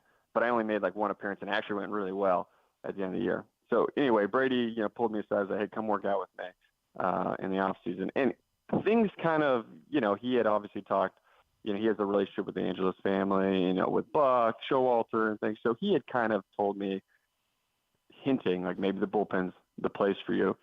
But not until Dave Wallace and Dom Cheedy met with me in that spring training did I know that that's exactly what I was going to do. I was going to the pen. They had mentioned that they thought I could be an elite reliever with my sinker.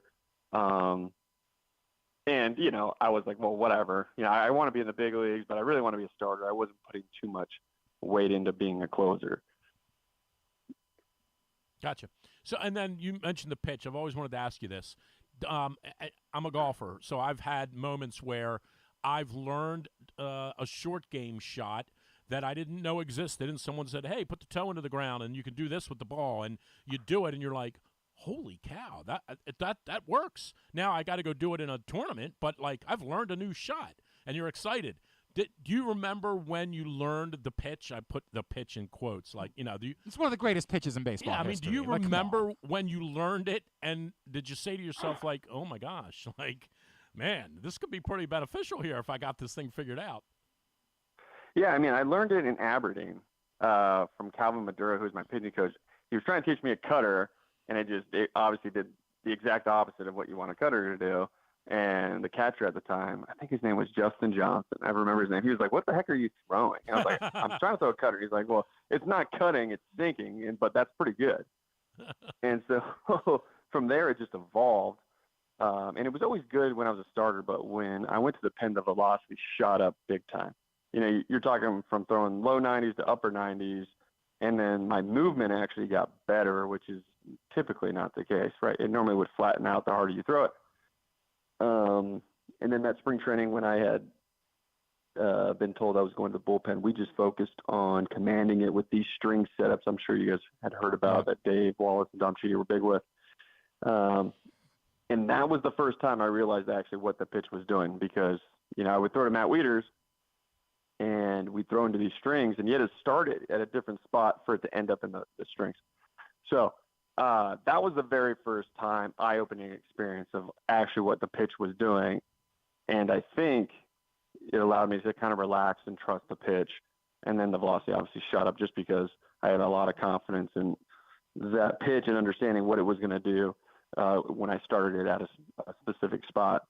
Zack Britton is with us here on GCR. Okay, but like when you realized it, did you feel like you had written the song American Pie? Yeah, like you were laughing, weren't you? Like that's the part that it's such a devastating pitch. Did you know immediately, like, my God, I'm about to make a lot of money because of this. My life is changing because of it. When did you realize that? In that spring training when my velocity came up and I was just, and they basically didn't allow me to throw any other pitch, and I was just throwing it right down the middle, and the velocity went up, and guys were just swinging and missing or just chopping it into the ground. There is kind of when I went like, oh, okay, like this might be who I am, but not really until at the end of 2014, we had gone, through the playoffs. I had closed and had a lot of success, and a lot of the players that I had played against on opposing teams, like, came up to me and be like, dude, like, what happened? Like, where did you figure that out? Like, it starts here, it goes there. Like, I can't hit this. I'm talking guys like Miguel Cabrera and the David Ortiz guys, that pretty much owned me when I was a starter. And they were like, what the heck happened? Like, so that was my experience. Like, oh, okay. Like, I have something here. And then the confidence just kind of shot through the roof. And my mindset was just like, that's who I am. I'm going to try to make this the best pitch it can and not try to add another pitch to my arsenal, where I see a lot of people try to do that, because there's guys in the game that have a great pitch, but then they get stuck in that whole, like, well, I got to add something to it. And I kind of was like, well, this is just like all I got. And I'm going to try to make this the best thing I can. And I'm not tricking anybody. Everyone's going to know what I throw to them. And it's just mano a mano. And I think as I had success, the confidence grew. Man, do you remember if, I'm sure there's data to support this, because it feels like the answer to this is no one, but was there any guy that got you, that kind of figured it out, and you knew he figured you out, and maybe you saw him somewhere and he's like, by the way, no one else can hit that, but I got you. Was there anybody like that? The only guy that I just, for some reason, he never, like, I don't think he ever hit a home run off me or anything, was Dustin Pedroia. He could hit the sinker if it bounced on the ground. Like, there was nowhere for me to go. I could throw it over his head. I could throw it in the ground. Like, I couldn't get him out. Right. So basically what happened, I just ended up, like, trying to walk him. If it was if there was a guy in scoring position and it was a one-run game, I basically just put him on, and he would, like, we knew. we knew this thing. He would just smile. Right. And there's a few times, like, I got him out, like, I struck him out, or, Manny made a great play in the infield and got him out, or something like that. But he knew, and him and J.J. Hardy were really good friends, or are really good friends. And so it was this thing, between those two, and I would tell J.J., and we'd laugh because he'd come up to the plate, and I'd be like, I'm just basically going to put you on. Right, here it comes. Like, if you swing. Right, It's the way it goes, man. Zack Britton with us on GCR.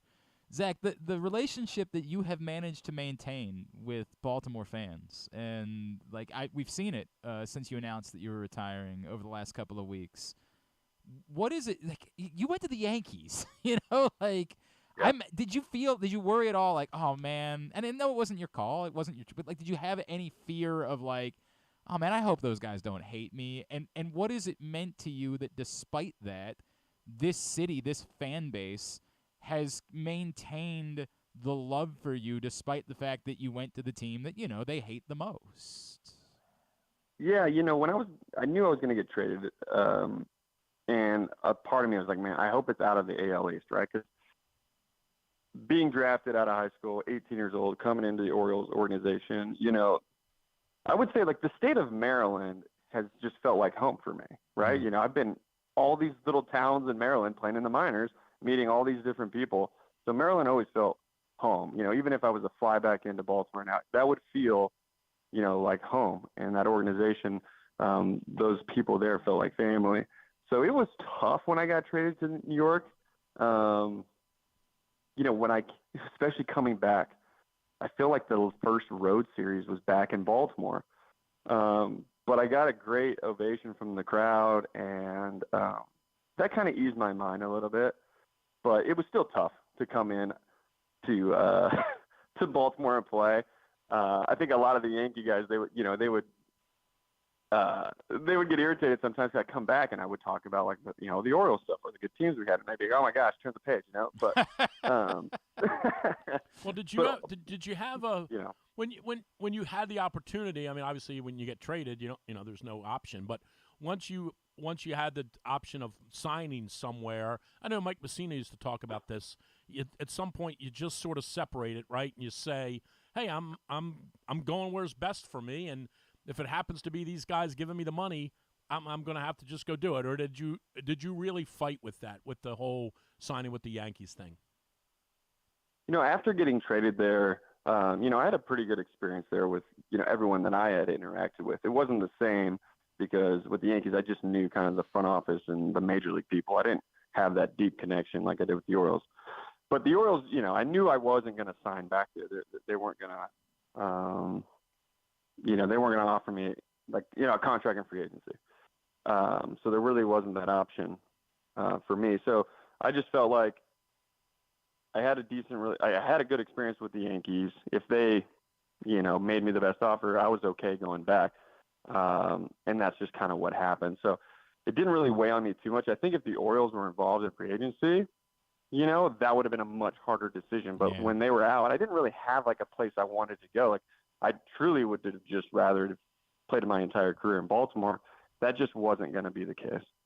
I think everybody thinks about Trey whenever we think about Mo Gabba, but we know the special relationship that you had with Mo and the time that you spent with him, and then we all think about you looking up and seeing the sky that night after Mo passed away. Can you, for people that don't know about what he meant to you in this town, could you try to explain what Mo Gabba meant in your life and your career? Yeah, I think that's going to be hard.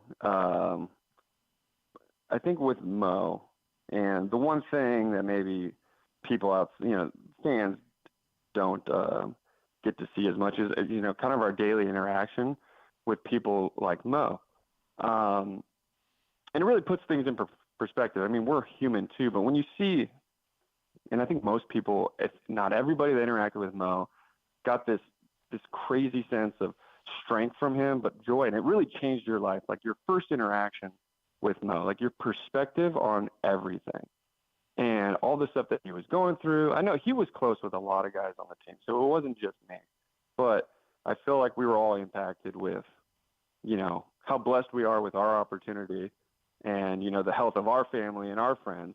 But here's this young kid that he loves us. Like he follows us all the time. And like we have this crazy impact on his life, but he didn't really realize that he had more of an impact on us than we would ever have on him. And I think for me, I did a lot of stuff at Johns Hopkins Children's Hospital. And anytime you had interactions with those kids, it just changed your perspective on life. You know, that the things that maybe we're dealing with that we think are hard or we're struggling, like with baseball, are very small problems, right? Like we can fix those problems. But with Mo, I just felt like it was just an amazing opportunity to have ever met him. But every time he was around, just the joy that he brought, like it made me feel so good. And, like I wanted to do anything I could for him. And it was just, you knew you couldn't. And I think that was the hardest thing, but the joy that he brought and how excited he was every day to hear your voice. That was the thing. You could talk to him and he knew who you were and he couldn't see you. And it just like, it killed me inside, you know, like every time, like how amazing that was. But the night we returned to Baltimore, I was with the Yankees and I knew he had been struggling through Trey. And yeah, the sky was, I have a photo of it in my gym. It was just insane. The orange, the kind of the purple haze going on. And then I found out that basically that was the time he had passed away. And it was just, you know, I can't explain it. To this day, like, it's crazy that was what the sky was like at that moment. I don't know. Oh, no doubt. We all felt something in that moment, Zach. Like we all felt divine intervention in that moment. Zach, when you were in New York, and it's funny you bring Mo up, like all of us obviously encountered him and knew him, and like you have this small town thing here in Baltimore where you engage with fans, and you know, like you were in Aberdeen, you probably stayed with a family while you were there, right? Bowie, etc. Like, was New York that dramatically different? Did you just live in anonymity there, whereas in Baltimore, if you went to go get a bagel in the morning, people knew you, or did you have some experience in New York that made it feel kind of hometowny, even though obviously you're only there 81 out of the 162 days? Yeah, with New York, I mean, the Yankee fans are, you know, diehard fans. So if you were downtown Manhattan, you know, you'd get spotted regardless. You could be like the last guy on the roster. Like that's how well they know the team. Gotcha. But I mean, New York's huge. I mean, it's such a big city. There's so much going on that you will never get the same feel. Baltimore is that, you know, big city, you know, blue collar town. And it's just different. yeah, you can't compare the two. You're never going to get that same close-knit feeling like you would in Baltimore. And so, no, I never felt that way in New York. It was definitely big city living, and, it's basically chaotic at all times. But it was a good experience, but, nothing's going to replace that time that I spent in the state of Maryland. Because I always think about that, not just Baltimore. I think about when I was 18, 19, figuring out my way, not only as a player, but, living on my own for the first time out of high school, or just like, all those little things that you go through as a young adult, all happened in Maryland around, people that,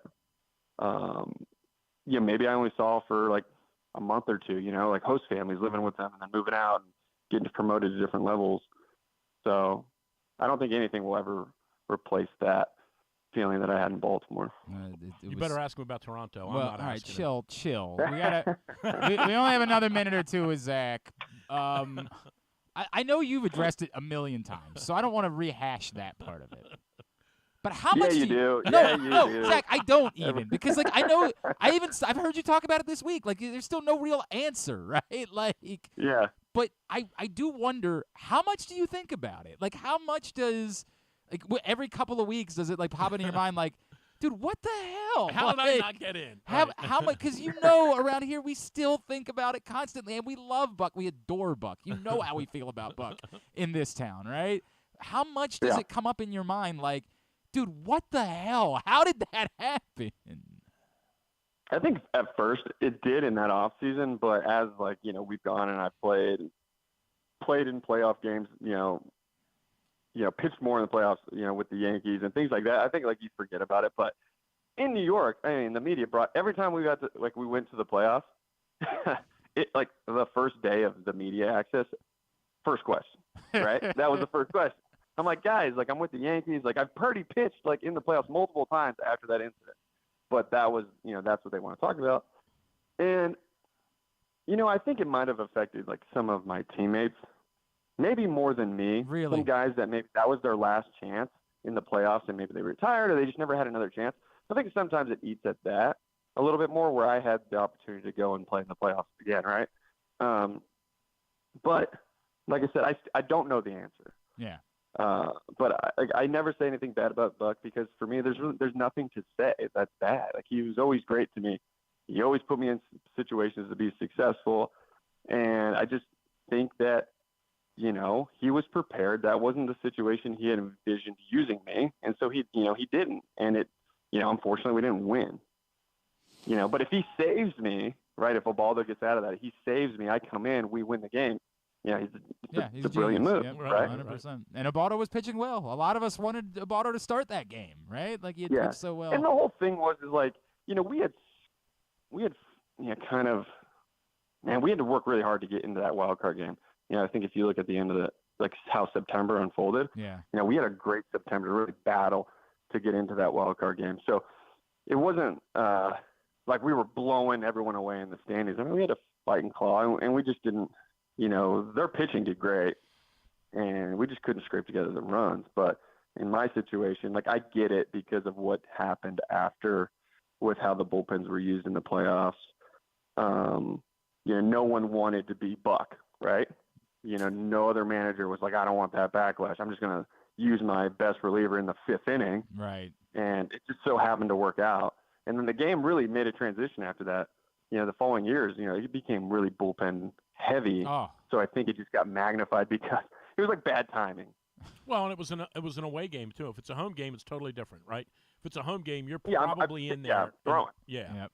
No doubt. Yeah, no doubt. I think the Blue Jays had used their closer already too. So if it's a home game, I probably would have been at the 9th, 10th, maybe even gone out for the 11th. Right. Who knows? Right.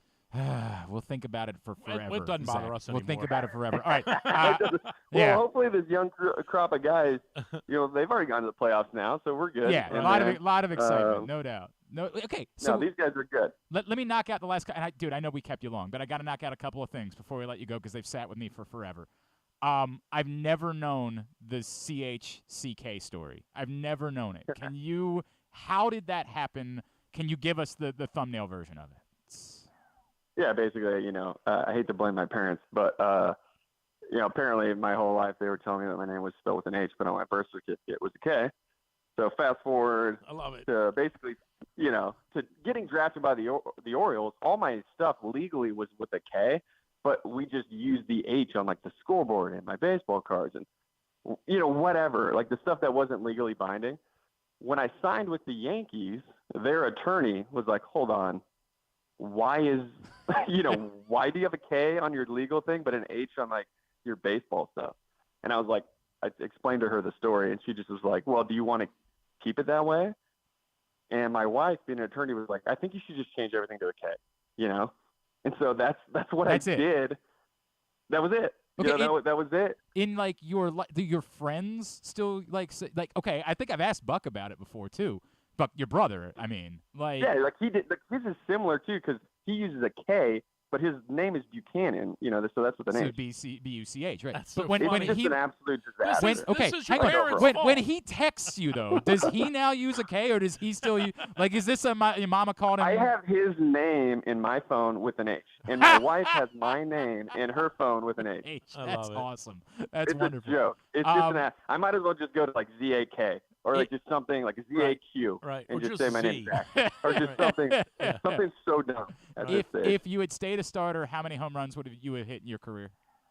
Oh God! Well, when they can't hit yet, you can't hit anymore. Oh, that's true, right? They got rid of it, but that was only a couple years ago. Yeah. You still would have had a few. You still have had a bunch of years. I always thought there was this chance when I was struggling as a starter. Honestly, I had thought, and I had actually talked to my brother Buck about this. Like maybe I'm just gonna go hit. Like maybe I tell teams I don't want to pitch anymore. I want to play the outfield and I want to hit. So there was definitely a moment when I was so bad as a starter that I was like, screw this, I'm going in the off season and I'm becoming a hitter. Well, there's a guy for the Angels who I could do them both, right? Yeah, good. right. We could have seen the history there. That would have been amazing. But I don't know. But it would have been fun. I loved hitting. I mean, that was definitely. I had more of a passion for hitting than I did pitching. I was just when you're left-handed and you throw hard, like you kind of at have the time to. I got drafted, that's where you're going. So what are you going to do now? Obviously, has Buck hit the you money, up? The money isn't an issue for you. Like, where are you going to live and what are you going to do? Do you know? Well, I live in Austin, Texas now. Just kind of that was like a neutral site. If I played on the West Coast, East Coast, the flights were the close with 4 kids, so it just made things easier. I mean, I want to stay in the game. I need to spend time with my family. I've been gone for too long. I think eventually I'd like to work in the front office, like assisting building a team. Okay. I think that would be great. Not necessarily like a general manager. I mean, maybe one day, but I don't really want that responsibility right now. But I'd love to like assist a GM with my perspective on how to build a team, because I think, I could help definitely a team blend, how the game is played on the field with how the analytics is, because I know that's obviously a big part of the game. So a little bit like what Brady was doing. So I think I have a good connect. Yeah, but we weren't really using analytics to an extent, and Brady was more big on like the weight training side. Right. I think that's where his strong skill set was. Right. But I think that for me, I'd like to be able to assist, whether that's the president of baseball operations, on just being a guy that they can bounce ideas off of, or even assist on building the team with just my perspective of how the game is now. As long as it's not in New York, Boston, Toronto, or right, Tampa we're Bay, good. Yeah, right. we're happy. Well, for I mean, it. I'm open to the Orioles too. We would like I that. haven't really, we I haven't were gone down the rabbit hole of were reaching out to anybody or whatnot yet. we were wondering if it was going to be Norfolk Tide's pitching coach, and I assumed that there will still be a Oh, lot my brother already asked me, and I I was like, figured. man, yeah, there's no way. bro. Yeah, you imagine going and living in Norfolk now at this point in your life. Like, hey, man, no offense. It's been a good run. No, I think I'm good. Even if he was a major league manager, I don't want to be a major league pitching coach. But, Oh, God, man. those guys, the thing with coaches, I know we've ran like probably over your time, but the thing with the major league coaches, they're at the field longer than the players. They put in more work than the players. That is not an easy gig, Oh. So I knew, I was like, man, I don't want to be a major league coach at all. Like these guys, the time they have to be at the field to get everything ready and all the scouting reports, like I don't want anything to do with that. I don't blame you at all. You got 4 kids, man. I don't know how you have 5 minutes. Yeah. I have no idea how you have any time to do anything. No, I'm busier now than I ever was Yeah, playing. 100%. Yeah. Actually, I would have thought they might have kept you in the game for like 3 more years just to. I thought about it. Yeah, Thought about it. Zach, can't tell you how much we love you, man. Have always appreciated you. So happy for you, for your family, that you're going to have this opportunity to spend some time with them. And hopefully it will be very shortly that we will be celebrating you in the Orioles Hall of Fame. And we're going to hold you to it, too, because I'm sure any day now you're going to get that call from Cooperstown. Any day that's going to play out, and we're holding you to it. Thank you for doing this, man. Really appreciate you. Thanks, guys. I appreciate it. Zack Britton, man, we could have done that for another hour. He's awesome. He's the best. It's not his fault Buck choked.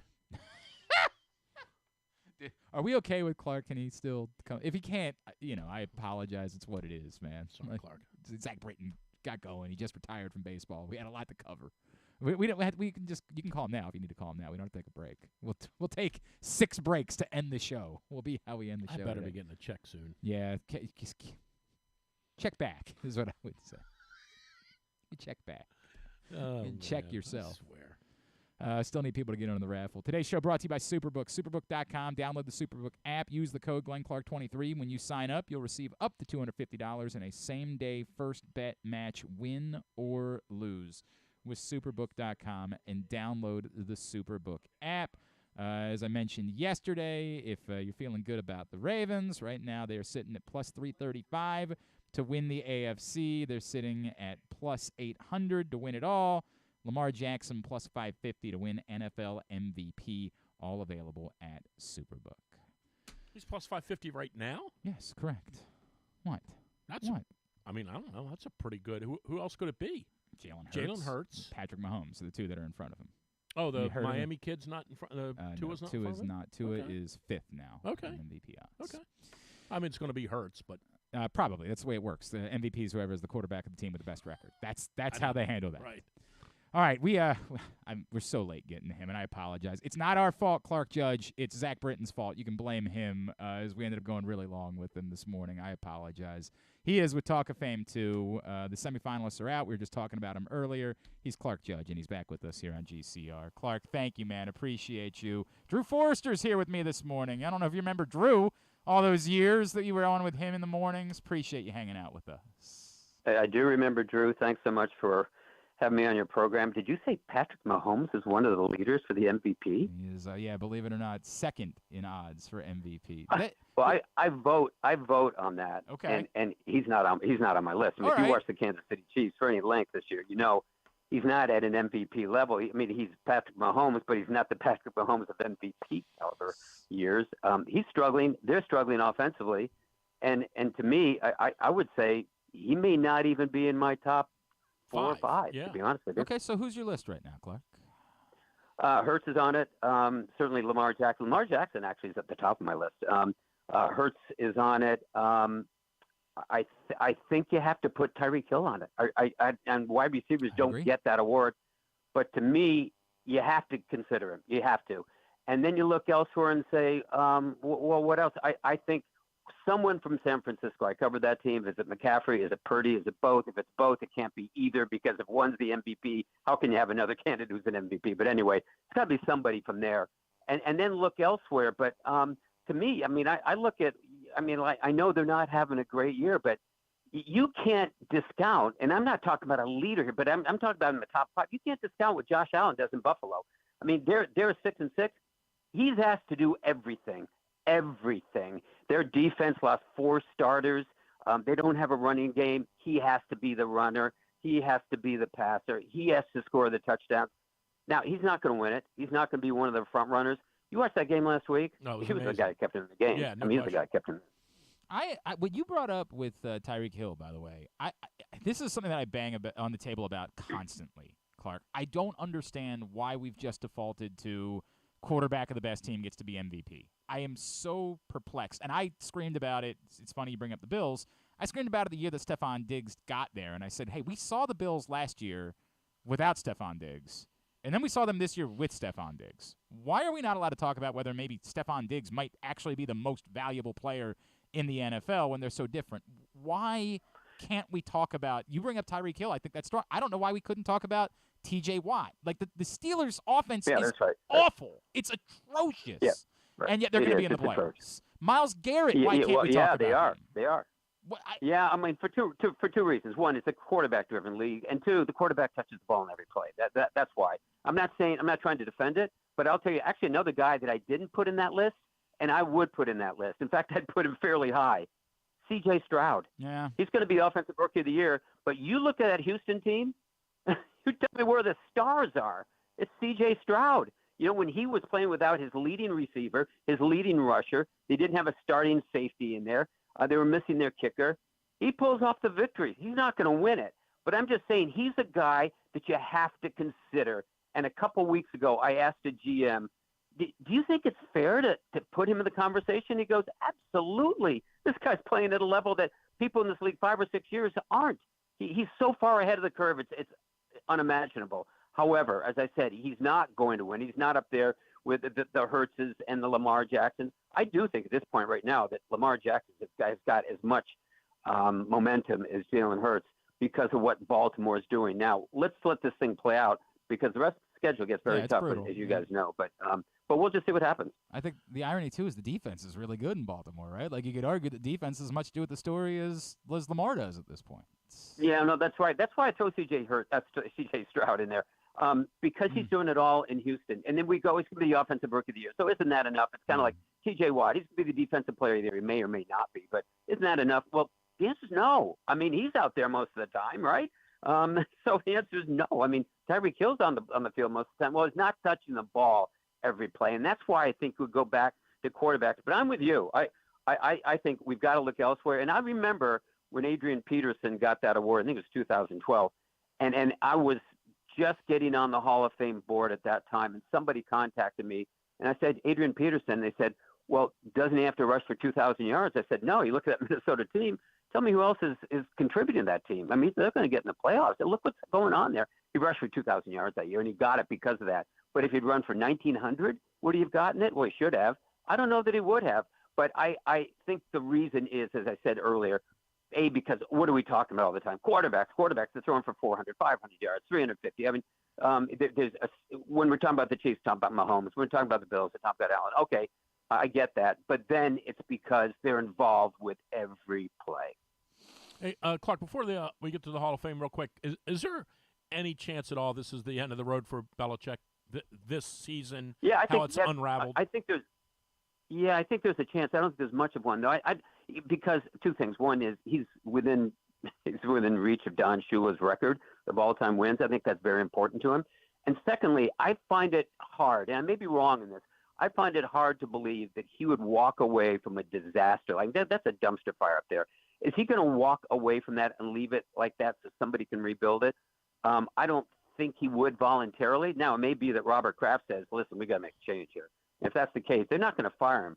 I think they'll just come to accommodation because he deserves much more than that. I think Kraft would say, could you just announce your resignation? We'll give you what you want. Sure. I've been in a situation with that before with the heralded coach where they asked him, you can resign. We'll say you resign. Everyone knew he was getting fired. You can resign.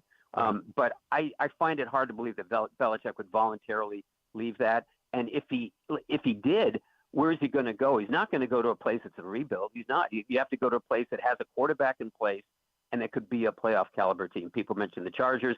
I covered that team. I don't know that the Spanoses, I'm talking about Dean Spanos, I covered that for a long time, would want to take on somebody with that large and outsized a personality. So I think my guess at this point, if I had to guess, I think he stays for another year to try to get that thing back on track and get closer, if not, overcome, but to get closer to the Shula record. He is, of course, Clark Judge, Talk of Fame. He is with us here on GCR. So the 25 semifinalists were announced yesterday, Clark, and Drew and I were debating them earlier. I always feel like whenever we have a Hall of Fame conversation, we end up starting with the wide receivers because it feels like, they never get the respect they deserve. It's kind of crazy to me. Yeah. How do you clean Torrey Holt, Reggie Wayne, Andre Johnson, even before? And I think it's hopeless for the guys that played in Baltimore, for Anquan Boldin, Steve Smith, because if those guys aren't in, how in the world could these guys get in? Is this the year the logjam gets cleaned up at all? Yes, absolutely, because of the conversations we've had in the past. I know what was said at last year's meeting. We said we have to move this group forward. I thought that was going to happen last year, and I guess this year, class of 2023, the vote was last year. But I'm not one who thinks that has to be done. I'm one that thinks the gridlock has to be broken up. But why do we just keep talking about these three receivers? If we keep bringing them back and bringing them back and bringing them back, are they actually worthy of being in the Hall of Fame? And you could say, yeah, they are. I mean, certainly have Hall of Fame numbers. But I'll be honest with you guys. I've said this publicly before, and I know it's not a popular sentiment in Baltimore.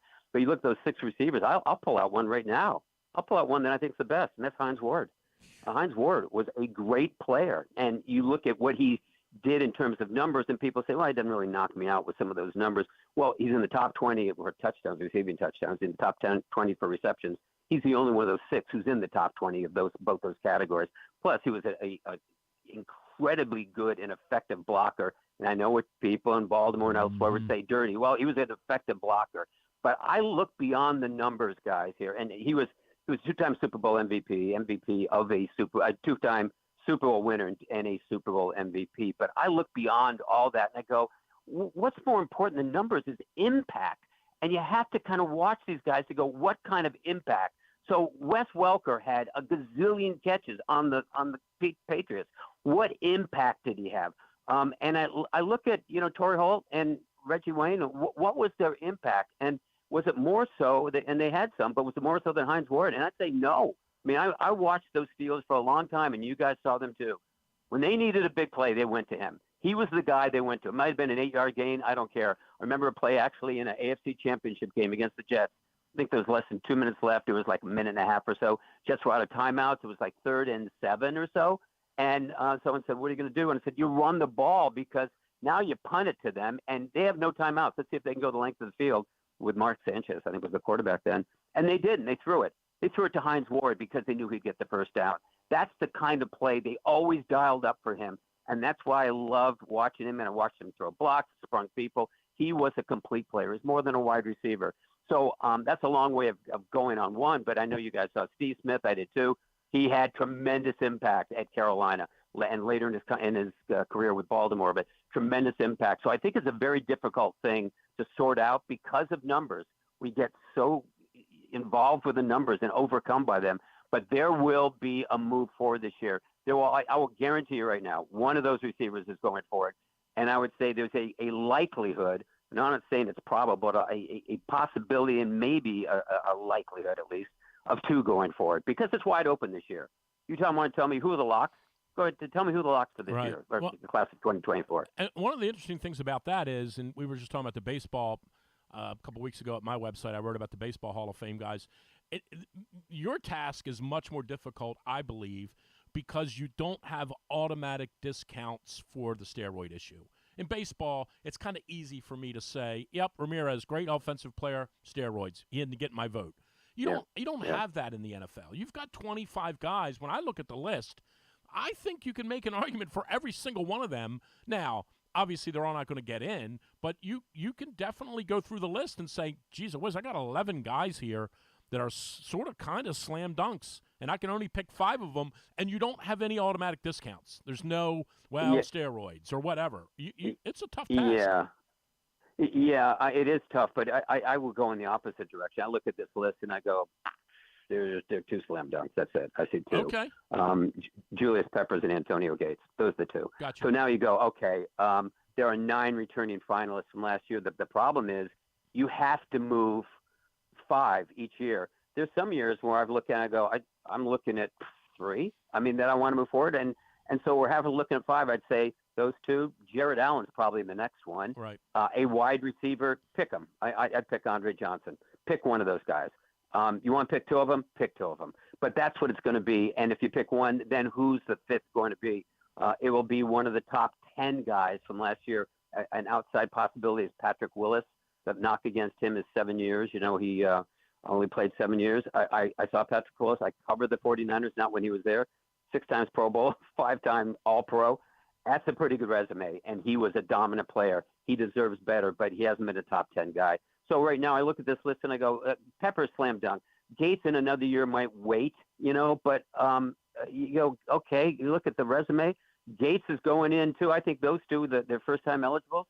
Then it's Jared Allen because he's just sort of been waiting there. We've got to move this group forward. If we keep bringing back the people we keep bringing back, and I mentioned those 3 wide receivers, nobody else can get in. And one of the conversations we've had is that we have guys who wait. And a good example is Albert Lewis last year. Albert Lewis should be in the Pro Football Hall of Fame.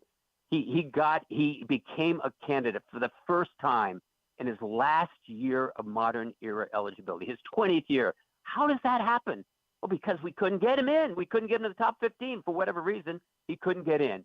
And because all these guys are waiting. and he couldn't get in. So we finally get him in his 20th year of eligibility, and he got the top 10 and couldn't make it. If he were there again this year, his 21st year, which again is in the senior class, if he could be there, he'd be in. He'd be the third guy in probably, but he's not. He's in the senior class now. Next year is much more interesting for, as we bring up Bolden and Smith, but next year here in Baltimore becomes much more interesting. And it was brought up to me yesterday. Logan Mankins didn't even make the semifinalist list.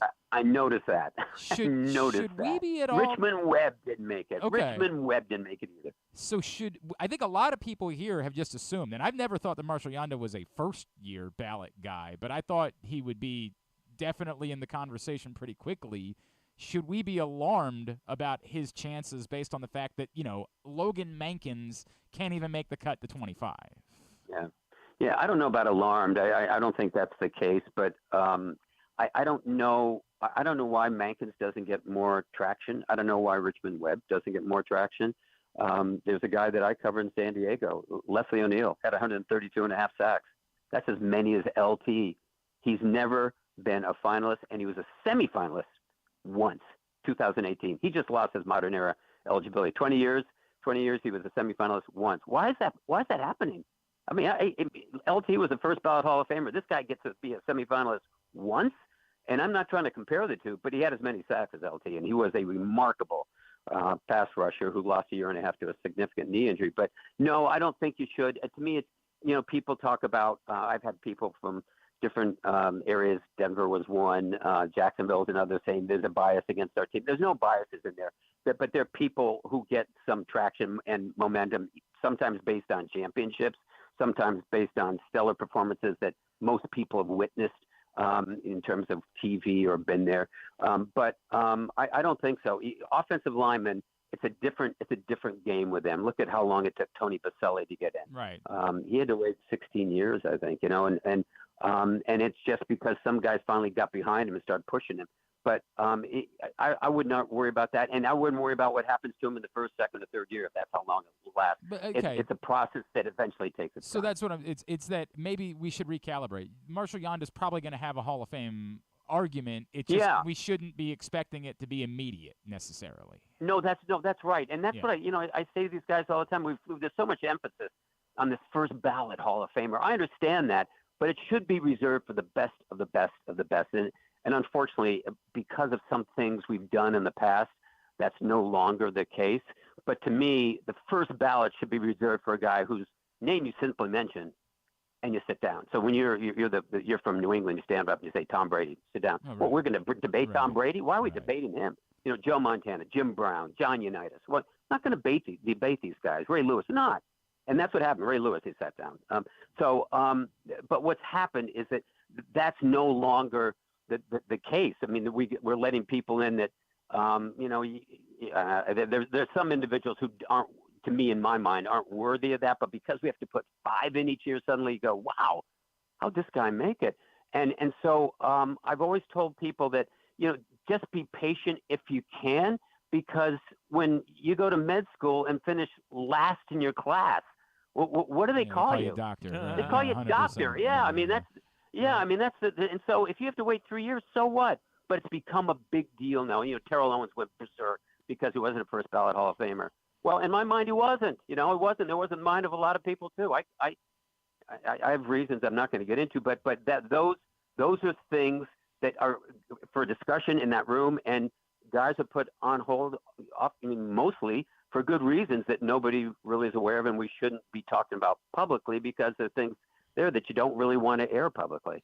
Clark, kind of a two-part question about kickers. One, your kind of overall philosophy on whether or not they should be in or whether or not they absolutely yes. And second, yes. If your answer would have been no, then I would have said, should we maybe give them their own compartment and just say we have a compartment that says Hall of Fame kickers, or do you think they should be considered for the for the real thing, for lack of a better term? The answer is yes, they should be considered, and the other answer is no, they shouldn't have their own compartment. We're going to have their own tight end compartment, the quarterback, running back. No, special team. I mean, there are guys, I've heard that before. Why isn't Brian Mitchell in?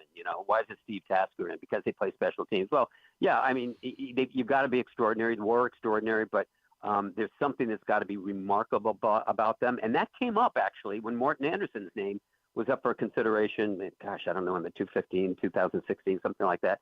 And it was an emotional discussion. At what point we asked, are you going to consider kickers like Morton Anderson? Because there was a group within there that said, hey, listen, what's he out there for? 3 or 4 plays a game, 3 or 4 snaps, or 4 or 5 snaps or whatever. And look what he did. And look what he did outdoors. Look what he did indoors.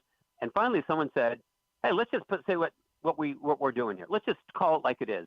We're not going to put punters and kickers in. Let's just say that. And the other group said, no, that's not what we're saying. I'll never forget one guy said, that is what you're saying. This guy was a 2-time all-decade performer, the best at his position for 20 years. And you're not going to look at him because he kicked X percent of field goals outdoors as opposed to indoors or from the left hash or from the right hash. What are we talking about? He was the best at his position. That ended the conversation. Boom, he goes in. And I know this is probably headed towards Justin Tucker. Justin Tucker was the best at his position for how many years? And I talk about impact. Look at the game-winning kicks at the end of the game, overtime. Look at what he does from 50 yards behind. I mean, he has been the best kicker for years and years and years. Why are we going to ignore that? Because you want to play a game without a kicker? Go ahead. You want to play a game without a punter? I mean, we waited like 25 years on Ray Guy. I didn't get that. I watched Ray Guy. He determined field position. You want to play without Ray Guy? Well, good luck. Right. And so I think in terms of what's in store for like the Tuckers, the Vinatieri made crucial game-winning kicks, and of course the unforgettable kick in the snow of New England. We remember those things. He will get in. I'm confident at this point, and I know his career is not over.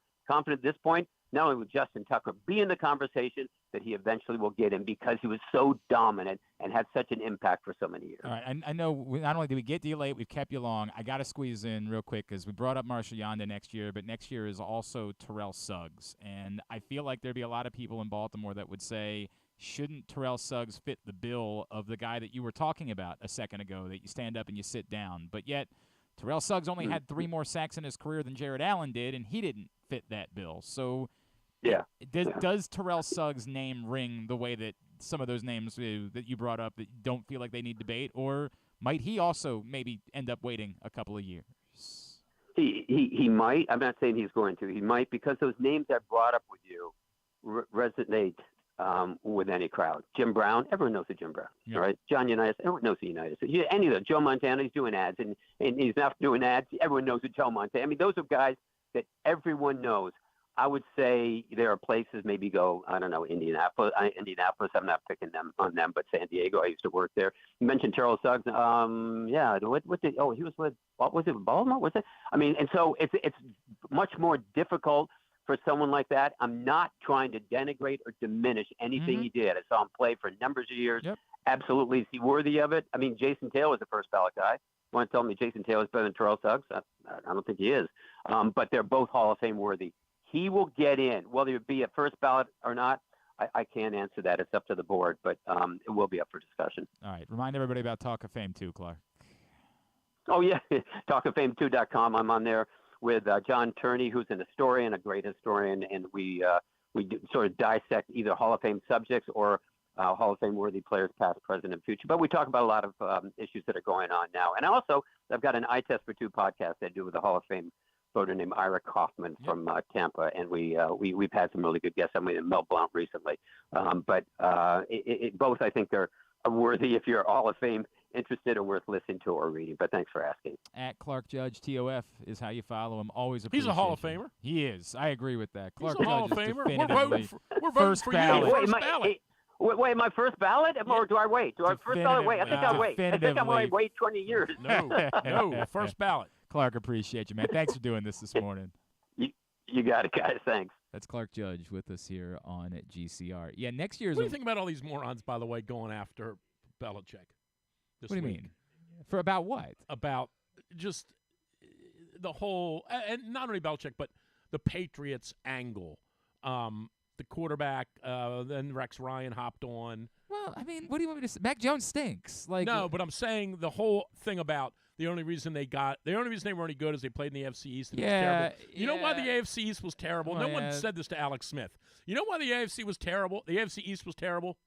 You know why that was? Well, you're saying because Tom Brady and then because the they Patriots were dominant. They were all 2-4 at a minimum to start the season. There's something to be said for that, but it's a chicken and the egg conversation that you can't fully define. And if you go back and look over, like, there weren't other good quarterbacks in that division for basically the entire totally time. understand There that. is somewhere where the pendulum swings, and the argument, like, the Patriots were Rex Ryan's got the biggest balls of all of these well, people. I mean, but he'll say anything. But I mean, just the I audacity. I just don't understand why you get worked up about those. This is what I say to Well, you're anybody. supposed to. No, that's the point. Like, you should be better than that. No, you're supposed They're to get worked just up. saying things to try to get you so that you'll talk about them. Haven't you? How long have you been in this business? I understand. I'm just sick of it. I'm over it. I don't have to do that anymore. I don't care what you I'm say, over here Duke. doing my own thing. I don't care what you say, Duke. We're not losing to Duke. And they didn't. We're not losing to Duke in They didn't. football. I nailed it. Hey, are you going, by the way? What's that? Are you going? Going to Are you- what? To see us in the bowl game. Oh, you know what's funny? I saw Who we Brett playing? Do we know? Brett McMurphy had him in Phoenix, and I was like, oh, Who we that'd playing? be perfect for me. Who? Probably some MAC team. Who are we playing? Bowling Green? No. He had him in a good game. He had Really? him in. Hang on a second. Yeah, I'll an pull it ACC up. Brett team. McMurphy. Central Michigan or Clemson? somebody. No, he put him playing a real team. I think like a Big 12 team. Somebody like Oh, okay. Kansas. That's who he had him Ooh. playing. Okay. All right. He had him playing Kansas in the Phoenix Bowl, and I was like, oh, that's Speaking of Kansas, what? do you believe? Can you believe I still have to take 2 commercial breaks. Yeah. that Nicholas Timberlake is playing for them? It's like almost like he's not. Well, Can how many you minutes bel- is he getting? He's playing, Well, he's not performing when he's. but he's playing. Yeah, he is playing. He's playing for Kansas. I know it's crazy. He just Well, I mean, played over all here. the guys like Jameer Nelson. You're talking about TCU, Jameer Nelson Jr. on, and then Aaron Estrada on Alabama. Like they're all getting. All these CAA guys are getting a lot of minutes. Well, it feels like this is the new recruiting, Yeah, right? Like yeah. it feels like it's now go ahead and try to get the stars that you can get for a year or two, but then instead of filling your roster with role players and go find the guys that are playing. Look at how Cam Spencer's playing for UConn, right? Like that has worked out tremendously. So you might miss on one. You might end up getting a Nick Timberlake who's not quite as ready to adjust to the Big 12. But you might end up getting a guy that's ready, that's played enough college basketball. My played prediction enough is in April he's going to make a shot for spots. them. big, that matters. big shot, right? He That's can shoot, man. That And to he me can jump really, out of the gym. really unfortunate. It's unfortunate for Towson, right? It's unfortunate for UMBC. It's unfortunate for Loyola. But it really feels like for major conference Yeah, basketball. once your guy gets really good, he's gone. It's in the same way that if you have a really good player at the highest level, they're going to be gone to the NBA. This is the way it's going to work now. Right. You're not you don't even want a 4-year guy. You can't have a 4-year plan. Do what I've been saying for 20 years. What? Just put the best 24 teams in one conference and let all the rest of the teams. Well, they're going to do that in football. Just let them do that. They're doing that in Just football. get it over It's with. almost like Delaware's joining Division One. Like Right. they'll be there for 5 minutes until the Conference USA isn't part of Division One Right. any longer, right? Or they're sorry, Just I get it don't over mean with. D1, FBS versus FCS. Yeah, Brett McMurphy's got him playing Kansas in the Guaranteed Rate Bowl on December 26th in Phoenix. I can't go. No. What do you have going on December 26th? Well, it's the day after Christmas. So what? So we hop on a plane. Nah, I can't go. You got it. I Do you know want- they have golf in Phoenix? Oh, I don't know if you heard. wow. The golf courses Maybe- are open. Maybe Yeah, maybe you could alter the plans. maybe we could go to the Go where to- did- where go did I out to Hagerstown the where week did I go?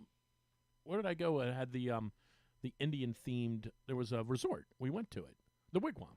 Oh, you went to Wigwam? Yeah, we All went right. out there the first time the Ravens. Played When the Ravens yeah. played and lost The to Mon- the the Monday Cardinals night on the game? Monday night, we were Yeah. out there for that fiasco. Yeah, we can go out to that. Okay, They might play in the Quick Lane Bowl. I think we got a chance in that one. That's a chance against Kansas. No, Kansas is very good. Okay. Yeah, they don't have a chance. in They that. heard about our quarterback. I've heard. No, do you know? Do you know the story? I don't know if I do or not. Well, you know, of course, the story with the quarterback. He's the all-time leading passer in Cor- Big Ten. Except he's not. Oh no, they messed up.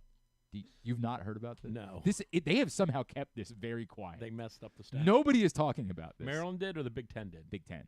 But only in one instance, not in both instances. It's so bizarre. Hurry up, 'cause I Drew. gotta go. It's so bizarre. What happened? They put out a record book earlier this year that did not have Curtis Painter as the all-time leading passer in Big Ten history, as was suggested. From Purdue? Yeah. Drew Brees was the all-time. Apparently, at one point, the Big Ten did not keep bowl games among their records. They didn't count the stats in the bowl games. And then a few years ago, they decided to keep the stats from the bowl games.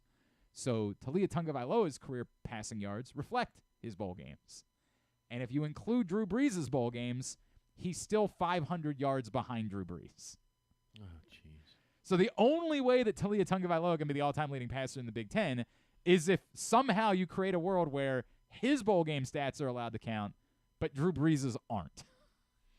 And no one involved in this process stepped in as the entire week the Big Ten Network is hyping up like, there's going to be a new all-time leading passer in the Big Ten. No one stepped up and said, hey, guys, can I see you for a second over here? So there was a guy that played for the Cleveland Force in the old days in MISL named Craig Allen, who was a great player, great goal scorer. And he scored his 250th goal. At that time, there were only like 4 players in the league who had ever scored that many. And I could be off. It could be 200. I don't remember the number. But I remember specifically he hit the record. They stopped the game. Balloons flew all over the place. Okay. They gave him the keys to the city. They announced how great he was, and they discovered that in his stats in the media guide in the first year that he was in the league, they had him down for like 17 goals and 14 assists or whatever, and he wasn't in the league that year. What? He wasn't in the league and somehow they had like messed up his stats. Oh. And he only really had like 238 goals. Oh, God. And they're like, well, what the hell? You'll get it someday. Yeah, we'll go ahead It'll and be have like you discovering Ovechkin when he breaks the record. But that's the goofy part. Right. Tagovailoa's almost certainly not going to get it. Right. Like, I guess How about Ovi, by the way, 5 goals in 18 games. Yeah, all of a sudden he's right back on track. No, he's got 5 goals in 18 games. Oh, I'm sorry. He's not right scoring now goals anymore. It's 22.8 or whatever. Yeah. Like he's going to – this could drag now into 3 years. Well, again, what else are they doing? Yeah, but at some point Drew, I'm going to say the same thing. I know you keep saying this. At some point, he isn't going to be able to do it. You keep saying this like it's a slam dunk. I'm telling you, it isn't. I'm saying it's a slam dunk that as long as he wants to try to go for it, you let him keep trying to go for it. No doubt about that. That's what I'm saying. But I'm telling you. If you're saying physically that at some point he's just. I think it's still very questionable. I'd let him play as long. Gordie Howe played till he was 70. It was 50. Are you sure? Close enough. Yeah. I'm pretty sure he came back and played in another league when he was in his 60s. That was then, though. This is now. But you're the Washington Capitals. You have nothing going for you. Watch your tongue there. And somehow you're still the most relevant team that plays in that building. Yeah, right. Like by far. Right. By a long shot. Right. All right. Second most relevant team in the market besides Maryland basketball. Oh, Maryland basketball in the D.C. market? Right. Yeah, there you go. All right, so I got to go. Tomorrow at drewsmorningdish.com, you're going to help me get these last 6 spots that we'll have. We got 6 left? No, we got right. Randy Morgan just got in. Thank you, Randy. Okay. Appreciate you, man. We got like Randy's our soccer expert. I know he is. I think we've got 18 or so spots left to fill. We'll get them knocked down. Yeah, we got to get those filled up. All right. Anything else you want to plug? No, not really. No, I'm thinking. Okay, great. Well, I'm just thinking. Like Dynamite. we had Giving Tuesday yesterday. Yeah. We just have a lot going on. Yeah, we're trying to do a thing for Helping Up Mission, and you and I have never made any plans. We gotta do something about that. Well, we are. We're gonna go shop and take stuff. I know, but we have to plan the event that we're gonna throw, invite everybody to come to, and we got to plan when we're gonna go, and take everything to Helping Up. We have to do those things. I got a lot going on. I need an assistant. All right, Griffin, you're gonna have to work. No. I'm thinking about hiring Paul. Oh yeah, you think this is the? What is your beef with Paul? Just so I can fire him. Okay, very good. It's Drew Forrester. Today's show brought to you by your local Toyota dealer, buyatoyota.com. The Toyota Tacoma comes in a range of models and trim lines so you can choose the perfect Tacoma to reflect your unique personality and driving habits. Check out buyatoyota.com for deals on new Tacomas from your local Toyota dealer today. We'll do Would You Rather Wednesday and Tidbit when we come back in. It's Glenn Clark Radio. Hey Ravens fans, looking for the perfect new game day brew? Get a Guilford, Baltimore's finest craft beer during the next home game at the bank. That's not all. Gather your flock next home game and check out Guilford Hall Brewery's brand new bar, the Gilly Nest, located near Section 505. No tickets? No problem. Enjoy all Ravens games all season long at our restaurant and brewery in Station North. Guilford Hall Brewery, European tradition, Baltimore charm. Come for a game, stay for everything else. Book an unforgettable fall getaway in Charm City. Enjoy only in Baltimore festivals, mouthwatering eats, and endless entertainment. Treat yourself to a staycation in the heart of downtown, or try one of the city's many charming neighborhood hotels. And don't miss out on packages for free parking, breakfast, and more. Plan your stay at baltimore.org/hotels. Why bet with the big boys this football season? Instead, try your hand with the local book, Superbook Sports, this fall. Superbook Sports is the book next door. Just a dedicated team of the best odds makers in Las Vegas, making sure you get the best prices and parlays anywhere. And now, Superbook will give you a bonus of up to $250 when you sign up and wager on the same day and use the promo code GlennClark23, GLENNCLARK23. So bet with the best and use the promo code GlennClark23 this football season with Superbook Sports. Visit superbook.com for terms and conditions. Gambling problem? Call 1-800-GAMBLER. 6 chicken tenders made from fresh, never frozen Royal Farms world-famous chicken, a family-sized order of Western fries, honey mustard dipping sauce, and a 2-liter bottle of Dr. Pepper. It's Royal Farms' new Tucker's Tenders Meal. It's Justin Tucker's favorite, and at only $19.99, it'll be your favorite meal, too. The new Tucker's Tenders Meal, available only at Royal Farms. Now you can kick back, relax, and eat like a champion. Real fresh, real fast, Royal Farms. Gambling can be a fun and entertaining experience, but there are risks involved. If you're planning on betting on the game at the casino or on your phone or computer, know your limit, stay within it. Set a budget and a time to stop. Remember, gambling isn't a financial solution, and it doesn't mix well with alcohol or drugs. Know the risks and have a plan before you begin gambling. For free and confidential services, call 1-800-GAMBLER 24/7 or go to helpmygamblingproblem.org. What's up, everyone? It's Tyus Bowser, and I've had so much fun hanging out with Rita and putting up with Glenn the last couple years that I've decided to do it again. Season 3 of the Tyus Bowser Show is happening this year, as we'll be all over town, giving you the chance to get to know me and some of my teammates. As we talk football, life in general, and just say what needs to be said. You can find out more about the show by going to pressboxonline.com/Bowser. If you don't live in the area, you can watch the shows live on Facebook and YouTube. And if you miss one, you can listen Friday nights at 105.7 The Fan. So we'll see you all season long for the Tyus Bowser Show, a partnership of Pressbox and Great Ace Memorabilia. What company has the expertise to make your home healthier by purifying your air and killing all viruses, allergens, and bacteria? A.J. Michaels, Heating and Air Conditioning in Baltimore and Annapolis, ajmichaels.com. Make sure you're tuned in every Tuesday for Pressbox fantasy football analyst Joe Serpico to get you ready for your Waiver Wire Wednesday, brought to you by Live Casino and Hotel. And if you have other fantasies you want fulfilled, subscribe to Glenn and Jeremy Kahn's OnlyFans page at... Wait, are people supposed to know about that? Yeah, I got a little bit of an awkward situation on my hands. A little uncomfortable over here. The good news is I have Rolling Stones tickets. Congrats. That sounds like a blast. Yeah. Bad news is there's not going to be a Christmas. Well, yeah, because they hid the keys, right? That's the reason I can justify. So it all works out. Not going to be a Christmas this year. Sorry, kids. So they were responsible for the hidden keys. I mean, nobody has taken accountability for it. Gotcha. There's been no, I did that. I tried to explain the situation yesterday to John Coles. I am convinced that I brought the keys upstairs. Like, they were in my pocket when I came upstairs. Yeah, dummy. And my son, while I was because I was on the bike, my son grabbed, because they come up and they just jump on it's nuts. Yeah.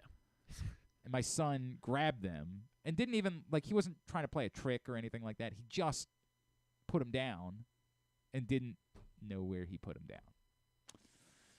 It's what it is, man. They fell behind the bookshelf? Is this? Not behind the bookshelf. They fell on the book. They were on the bookshelf. They were just behind a book. On that bookshelf, we have bobblehead dolls and we have books. So they were behind. If you had looked at the bookshelf, you wouldn't have seen it. You had to move things in order to be able to see. Who finally found them? I did. Okay. probably mid-afternoon on Monday. Gotcha. I mean, like I had searched everywhere. My wife had searched everywhere. And then, like, around 2:30 or so, I want to say, I went back upstairs, got stung by a wasp. It's awesome. Wasps exist in this weather? They are dying. This guy was dying on the ground. Oh He was God. on the. I stepped on him, is what happened, and that's how I got stung. This guy was dying on the floor, and he stung me in his final act as a wasp. And then I was like, I guess I got to start. Like, I had gone through trash cans. Straight up, I had gone through trash cans. Nothing. So there it is. There are the keys. But I got a tile now. That's what I got going for me, which is nice. All right. Let's go over Would You Rather Wednesday. Would You Rather Wednesday brought to you by Birdland Sports. Somebody's getting a T-shirt of their choice. And also this week brought to you by the Tyus Bowser Show. The Tyus Bowser Show is a partnership with Pressbox and Grade 8's memorabilia. It's brought to you by A.J. Michaels, Superbook Sports, and HelpMyGamblingProblem.org. No show next Tuesday, as we had previously announced, because there's no game to talk about. It's a bye week, so we'd just be talking about pleasantries. Yeah. So we pushed it back to the What do you have for following breakfast? Tuesday, and I keep meaning to ask if we know where it's going to be, and I keep forgetting to do that. Everything tends to fall on your boy over here. That's the way it goes. But we'll announce that shortly. Tuesday, December 12th will be our next Tyus Bowser show. Find out more, PressBoxOnline.com/Bowser.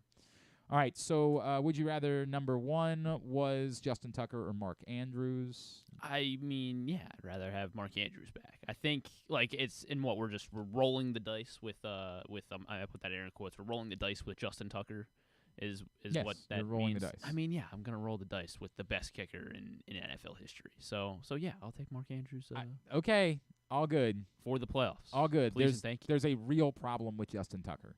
And we can keep ignoring it to make ourselves feel better, but there's a real problem with Justin Tucker. And, again, you can say, hey, I don't expect him to miss more 44-yard kicks. Fine. But the value of Justin Tucker isn't that he can make 44-yard kicks.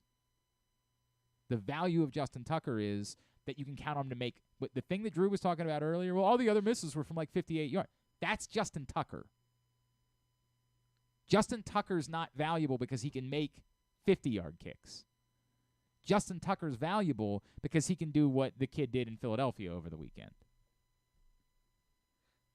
The value of that is astronomical. And you can have all the confidence that you want to have in the world. And maybe he'll right the ship. Maybe. Or maybe this is what happens when you get deeper into your career. I don't know. I don't, for what it's worth, expect him to miss more 44-yard kicks. But any old kicker can make a 44-yard kick. Except Chad Ryland, which is sad. I can't believe they haven't got I think rid he of was him. doing it on purpose, right? Because the Patriots are To tanking. get better draft pick? Yeah. Yeah. Like, I think Bill told him. I can't believe He that, wouldn't have like, missed they out on haven't purpose. fired him. That's crazy. Sad for a former Terp. Yeah. But Well, I mean, yeah, I'm going to roll the Not dice on the greatest kicker of all time, maybe, being the greatest kicker of all time, I think. while I understand that, I don't think it's unreasonable to think that as someone gets into their mid-30s that perhaps what's going to go is the distance. And so the idea that you can tell me that he's still going to be that guy for 3 more years, which is what the scenario allows for. Actually, I think I said through 27, so that'd be for 4 more years. That's insanity. Trust me, I would like to have Mark Andrews back for the playoffs. I would. But the overall value between the two on a guy that I'm worried about, if I wasn't worried about Justin Tucker, getting the promise of 4 more years would be significant. I'm worried about Justin Tucker. Again, not that he can't kick anymore, that the upper end of what made him different, what made him that level of a Hall of Famer, I don't know if that end is still there. Anyone can make a 44-yard kick. I'm not worried about that. I'm worried that the thing where as soon as you get on the other side of the field, you can assume you're getting points, that might be over. Because it was always absurd that it existed. So to think that it couldn't just be over when someone gets into their 30s and into their mid-30s, that's reasonable to think that might be what's playing out. I hope I'm wrong. I hope. But time is part of the equation. This isn't a 26-year-old who was really good a year ago at kicking 60-yard field goals that's now struggling. This is someone into their 30s struggling to make longer kicks. That matters. Now, again, he's Justin Tucker. I get why you want to choose, and other people have chosen. Yeah, I mean, to be fair, I didn't hear the very end of that it would be Justin Tucker through 2027. I mean, that changes it a little bit, but I still think this is such an opportune window for the Ravens. I hear you. That I want them to be as healthy as they possibly can be for the playoffs. All right, number 2. Number 2 is, would you rather? You can get one former Raven into the Hall of Fame this year, but the other one's never going to get in. Would you rather Anquan Bolden goes in this year, but Steve Smith never gets in, or Steve Smith goes in this year, but Anquan Bolden never gets in? Man, Steve Smith was like my favorite player when I was a kid. So when he came to the Ravens, I was so psyched. Man, and then Anquan Bolden, because their stats are pretty much almost They're identical. pretty similar, yes. Yeah. I've done this exercise before. Yeah. But then and then Bolden, kind of guided you to a Super Bowl. Yeah, yes. got the Ravens to a Super Bowl. Yeah. So, gosh, I guess I would lean Bolden because when people think of Anquan Bolden, I feel like they're gonna think of him as a Raven. That's an interesting kind. Because he won his championship with But the he Ravens. did go to a Super Bowl as a Cardinal too. Like Yeah. I mean, and he played Yeah, I longer mean, in he was- Arizona yeah, he than he was- did in Baltimore. It's an interesting. I think it's very close, and maybe because of the Super Bowl win they do Baltimore, or just because the Cardinals are so irrelevant as a franchise that maybe that's why you lean more to. Well, I guess both of these teams in question are pretty irrelevant. the Panthers as Yeah. well. Yeah, 100%, 100%. Look, this isn't. I'm gonna lean anyone who knows me knows. So slightly towards Bolden. Anyone who knows me knows this isn't even close. I mean, it's Anquan Yeah. Bolden by a billion. It's not even worth having the conversation with me. But it's interesting. It's interesting getting the responses to this one. And then number 3, would you rather you have, for the next 5 years, the Buffalo Bills core? And by core, I'm going head coach, quarterback, and top 2 receivers. So I'm going Sean McDermott, Josh Allen, Stephon Diggs, and Gabe Davis for the next 5 years. Or for the next 5 years, you have the Packers core. Matt LaFleur, Jordan Love, Christian Watson, Jaden Reed. Man, I mean, because of what the quarterback position is, like Josh Allen is the answer. But yeah, I mean Stephon Diggs he's 30 now, right? I believe so. Yeah. So I mean, I don't know how much more of Stephon Diggs there's left. I mean, he's still pretty freaking good, man. I mean, and Keenan Allen, obviously Keenan Allen's defining everything as well. I think Anquan Bolden is still pretty good at that age too. Yeah. I think I'm just gonna stick with the Bills just because of Josh Allen. Okay. I mean, Jordan Love looks and pretty we good, can man. easily get rid of these coaches as well, right? In these No, situations. I said you have to have that you're core. Stuck with that's Sean why McDermott you're not for 5 listening years? to me. That core for I don't 5 years. I don't know how much That's longer part either of these why the coaches are. conversation is relevant. They want to fire Sean McDermott today in Buffalo. You got to sign up for 5 years of Sean McDermott if you're signing up for Josh Allen. This is the guy that rolled out Nathan Peterman for. Was he the coach for Nathan Peterman? I want to because didn't they make the playoffs like the year or two around that, and McDermott was definitely the coach. I don't know. All right. I mean, yeah, I think McDermott's good enough as a coach. No, he did. You're right. He Okay. was there. That's a great point. My bad. But I mean, what is LaFleur's done nothing without Aaron Rodgers, so I'll take Josh Allen and the Bills. All right. And Stephon Diggs should still be Stephon Diggs for at least I don't know. little bit of that. Watching the Packers the last couple of weeks, I'm starting to feel something about them. No. I'm starting to feel. I think it's they're because moving I'm so mad at Christian Watson for fantasy. Well, he was pretty good last week. You probably should have started him. I should have, yeah, definitely. Scored, Definitely. It would've scored been nice. 20 points. I did. 21 points. I still did manage to win though. Okay, that's not In on one of my him. leagues. That's on you. Like let's talk about that. That's on you. No, it is on him. For me. And number 4, would you rather? I don't know if you saw the Cheez-It Bowl is putting a hot tub on the field, a hot tub suite on the field. this year for the Cheez-It Bowl, which I believe is in Orlando. I don't remember. I also don't care. So, you win a radio contest. Oh, and really? for young people, the radio was a thing that people used to listen to. It would have music sometimes. It would have just win a regular information, contest? sports games. And then contests were things that they did on the radio stations where, like, you could call in and you could win tickets to an upcoming concert or something like that you would want to go to. So it was a great time. We really enjoyed it. It was fun to be outside. You win a radio contest.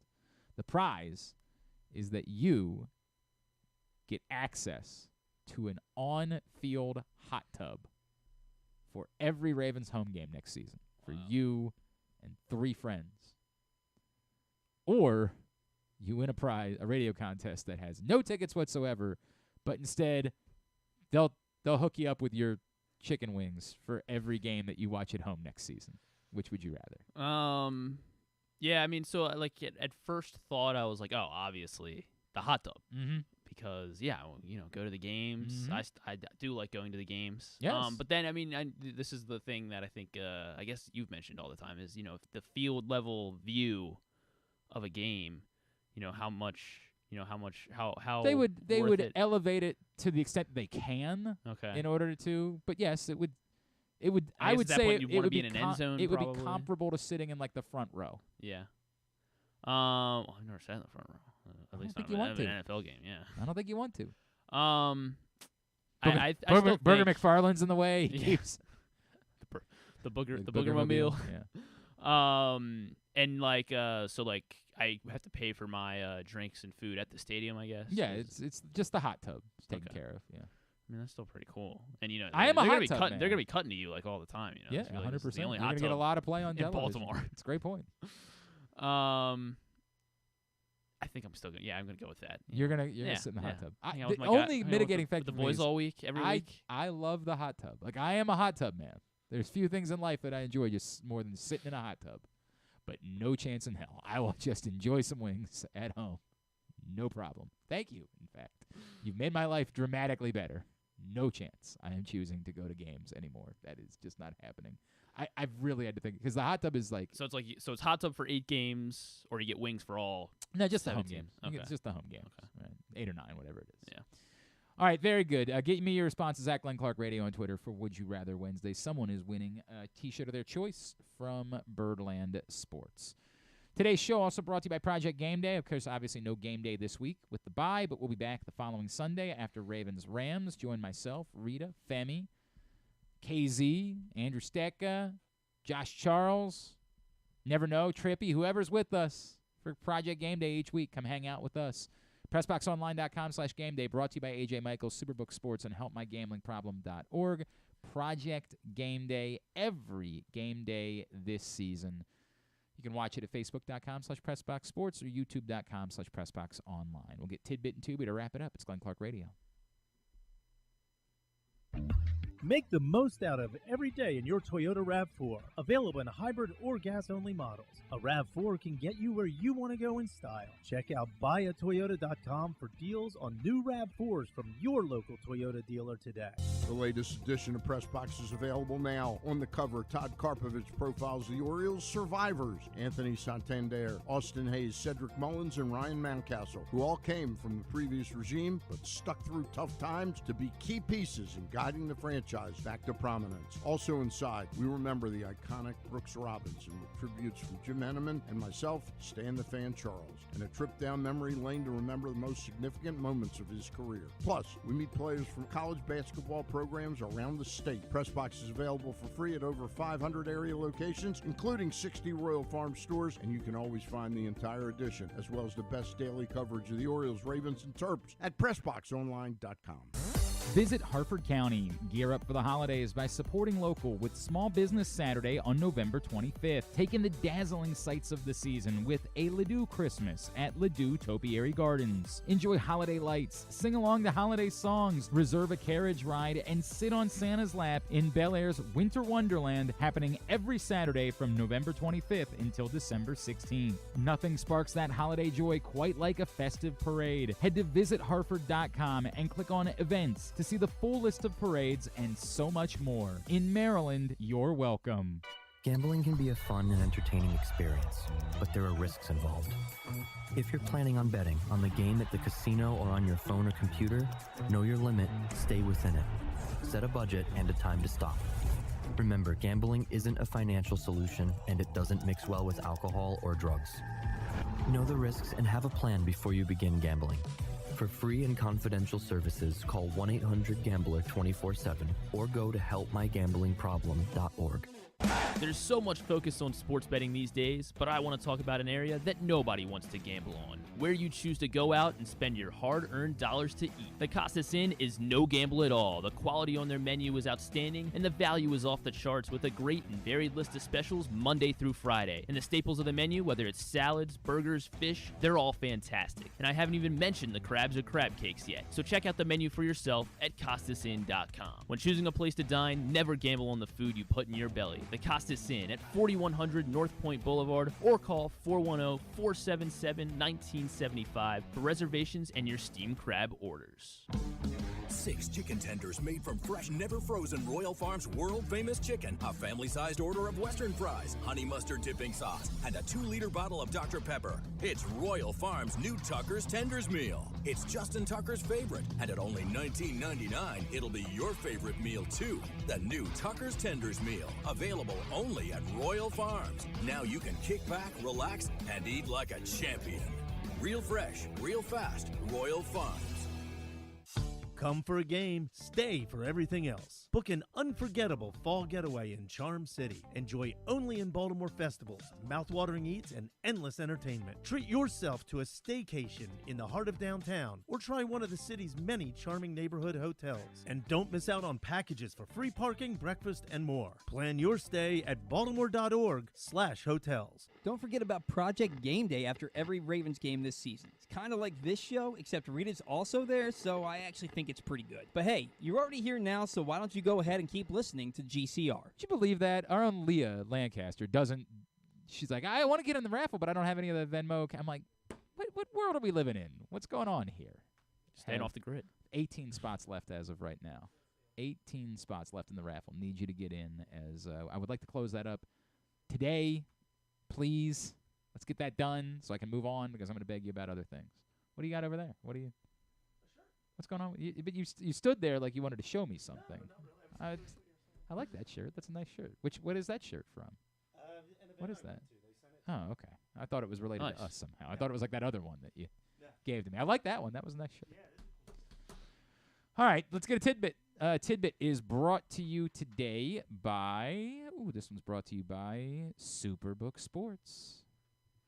Sign up right now. Clark Judge says Lamar Jackson is the MVP of the NFL. He's number 1 on his list. Well, he's got the 3rd best odds at the moment, according to Superbook.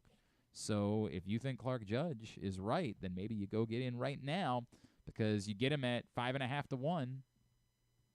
And perhaps you could cash in nicely. But the good news is, even if you don't, if you're signing up for the first time and you use that code GlennClark23, even if Lamar Jackson isn't the MVP, whatever your first bet match was, or the first bet was up to $250, will match. Again, if you just use the code GlennClark23 when you sign up with Superbook.com or download the Superbook app. What you got? So the Bears on Monday night, which I think that might have been the reason I got sick. I think it was my just body watching that football game. My body just I rejecting myself for believing that was, reasonable entertainment. But they became the only NFL team in the Super Bowl era to win a road game despite scoring 0 touchdowns, having 75 yards worth of penalties, and losing multiple fumbles.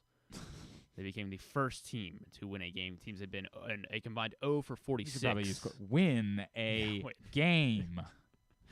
Teams were a combined 0 for 46. That comes from OptaStats. Jay Kuda had a good one. Paul DeJong just signed with the White Sox. And if he hits a home run, he'd be just the second White Sox in franchise history to hit a home run. What? Yeah, he'd just be the second Paul ever to hit a home run. Oh, second Paul. Yeah. I don't think you said that correctly. Did I say White Sox? I might have said Yes, I think you said White Sox. I'm like, what the Do you know what 2 teams are tied with the most Pauls to have home runs? Well, I would have guessed the White Sox, because I could think of Paul Konerko. Yeah. The Yankees, Paul. No. The Reds with Paul O'Neill. Yes, the Reds. Who would be Reds the other Pauls? And I don't know. You don't have that? No, I don't have that. But I think of Paul Sorrento with Cleveland. No, not Cleveland. I got to think of other Pauls. It was Paul Yanish. Did he ever hit a home run with the Yanish, whatever the Yeah, hell? I don't think he didn't hit many home runs, but he might have been on the team that I'm trying to think of what teams. Yanish. Paul Molitor. So the Brewers. No, not the Brewers. It is a Midwest team though. The Twins. Not the Twins. Okay. So there's only so many more. The Tigers. Paul Yanish was a Red. No, not the Tigers. The Cubs. There you go. The Hey, Cubs. name all the Both Midwest had teams. 8 Pauls. Sure. Iowa, who is getting ready to take on Michigan in the Big Ten I think of championship. who the other Pauls would even be. I can't even think. I know, Paul there were- Bacco was a Paul, right? Like who are the other? His name is Paul, yeah. I don't know if I can name another Paul. Iowa. Paul Goldschmidt. What the hell am I thinking? There we go. Yeah, and he's not on The either. Diamondbacks or the Cardinals aren't No. on that list. No, not with the most. That's bad. So Iowa, they have 2 wins versus a top 2 team. Dave in says program Paul history. LaDuca. Yeah, I do remember Paul LaDuca. They have 2 wins over a top 2 team in program history before they take on the number 2 ranked Wolverines. Both of those wins came against Michigan. Okay, well they're going to lose by 50 on Saturday. Well, so. will they? Harbaugh was actually the quarterback for one of those losses, and he was the coach for another one. Sure. And Iowa was they were a 24-point underdog in 2016. So, see what happens. Last night, was that last night? Yeah, last night, Reggie Jackson and DeAndre Jordan combined for 55 points, 15 rebounds, 15 assists, while shooting 75% from the field as well as 75% from 3. They became only the 3rd duo in NBA history to reach all 3 of those numbers. Say that again. It was DeAndre Jordan and Reggie Jackson. Right. 55 points they combined. Right. 15 rebounds, 15 assists, 75% from the field and 3-point land. You want me to guess? Yeah, there was only 2 other duos. I mean, is it Michael and Scotty? Like I don't. No, not them. Is Steph Curry involved? It would be a point guard. No, not Steph Curry. It'd be a point guard and a big man. Point guard and a big man. I'm so. What are the numbers again? 55, 15, and 15 combined. And 75%. That doesn't seem like that's exactly, but that's why this makes no sense when you say it's got to be a point guard and a big man. Like why? Well, that's just because that's the only other pair of duos that would have accomplished this. Magic and Kareem. Not Magic and Kareem. Think about who they were filling in for last night. What? Or I guess this was Monday night. I don't know. What Jokic and Jamal Murray. Oh, that's the other. Yeah, that's the okay. other. And then John Stockton and Karl I'm Malone. very confused. This doesn't seem right. Okay. 55 points. Yeah. 15 rebounds, 15 assists. While shooting 75%. I hear you, but like I'm just surprised. Surprised. That's very weird. All right, then fine. We'll do Zay Flowers. He became the 10th rookie wide receiver, since in the last 10 years, but there had been none between like the late 90s and 2013. So in the last 10 years, he became the 10th wide receiver to have a receiving touchdown and a rushing touchdown in the same game. Sure. They're all notable. This is the one I'm supposed to be able to get. I'll give you one. Bruce Ellington. Sure. From the 49ers. But like I don't remember which receivers have run for touchdowns. Well, they all make sense when you. That's fine, but it's just a very specific thing. They all make sense. Yeah, they do. Antonio Brown. No. I was told to keep him off these lists. I would prefer that, but I gotta think of who would have ran for it. This is so. This sucks. What?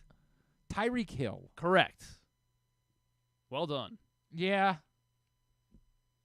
Wes Welker. Not Wes Welker. They did a lot of things with Wes Welker. Since 2013. Julian Edelman. Not Julian Edelman. I think he was a rookie before that. Oh, he had to be a rookie receiver. Yeah, had to be a rookie receiver. My bad. So caught off guard by this stupid. So dumb. Dumb. They're not dumb. Deebo Samuel, obviously. No, not what? Deebo. This not list the has same no game. value. The guy that does the most catching and running isn't on the list. This is a worthless list. Didn't do it his rookie year. I'm going to throw something. Stephon Diggs. Not Stephon Diggs. Nope. It's 12, 20, 33. Tell me who's on the list. There were 3 guys that were rookies last year who did this. Olave. Not Olave. Jamison Williams. Not barely Jamison Williams. played. There was a Lion. A rookie receiver last year that was a Lion? Yeah. I don't. He was a rookie receiver. Oh, sorry, he was a rookie of the year. He did it in the final. Him and game Ross of the St. Brown. Yeah, He's definitely not a rookie receiver last year. I was looking at the year that he did it. He did it in their January game. Jesus Christ, this is a bad list. The guy that I'm mad at in fantasy. You're mad at Christian Watson. Tyquan Thornton for the Patriots also did this last Sure. year. This is definitely something that people would know. 2 2020 rookies. All right, I'll just give them to you. Yeah, just tell me. Chase Claypool. Sure. CeeDee Lamb. Great. We said Tyreek Hill. Good in for him. 2014, it was Brandon Cooks.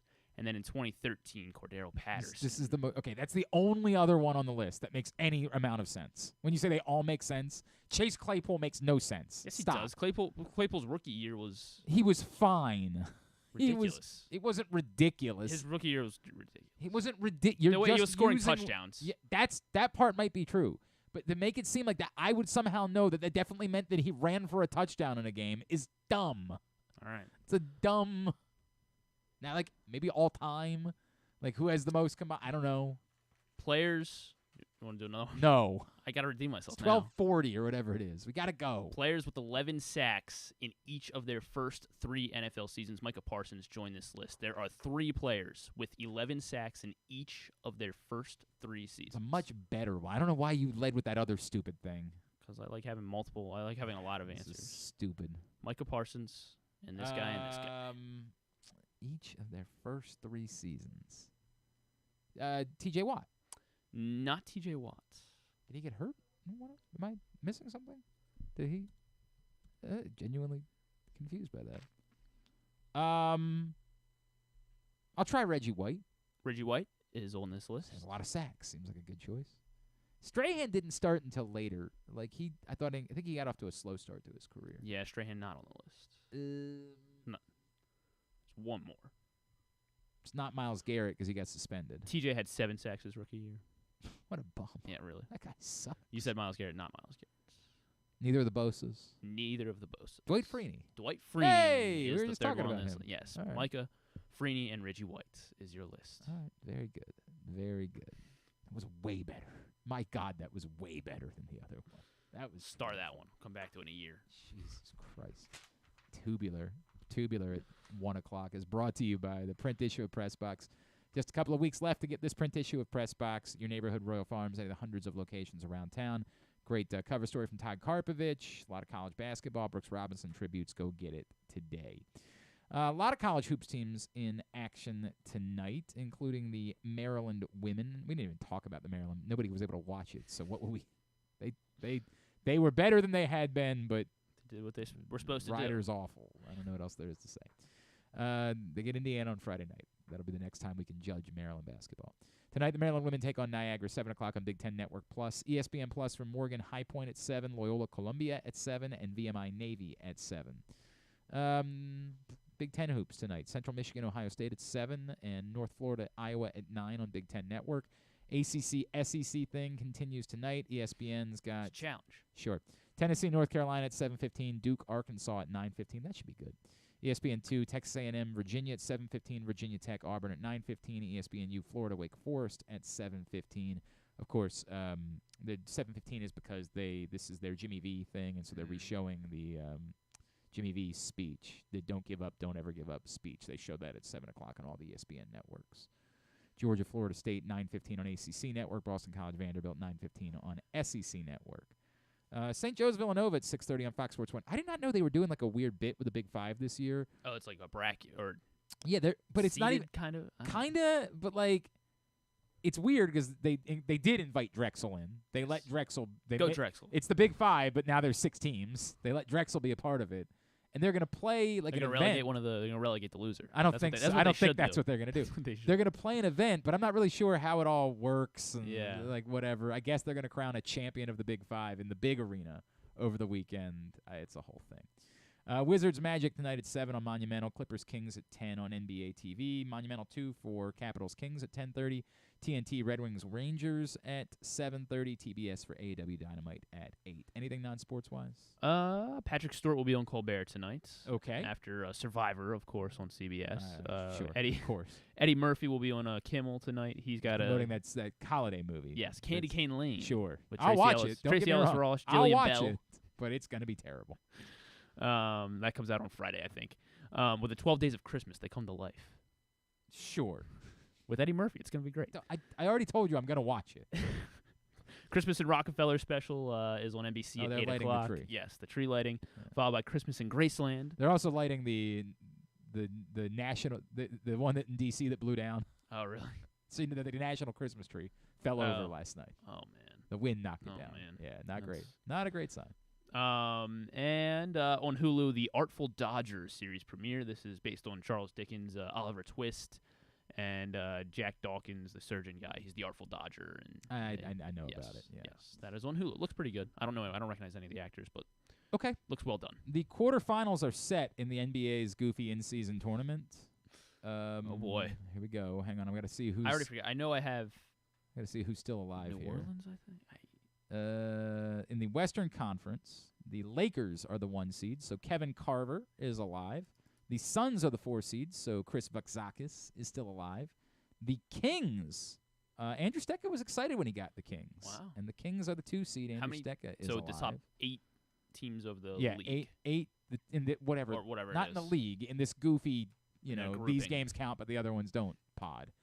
The Pelicans are alive, and you have the Pelicans. Wow. Look at you. You are still right. alive in our in-season tournament thing.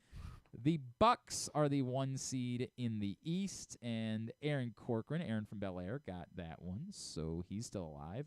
The Knicks are the 4 seed in the East. Steve from Dundalk, is alive.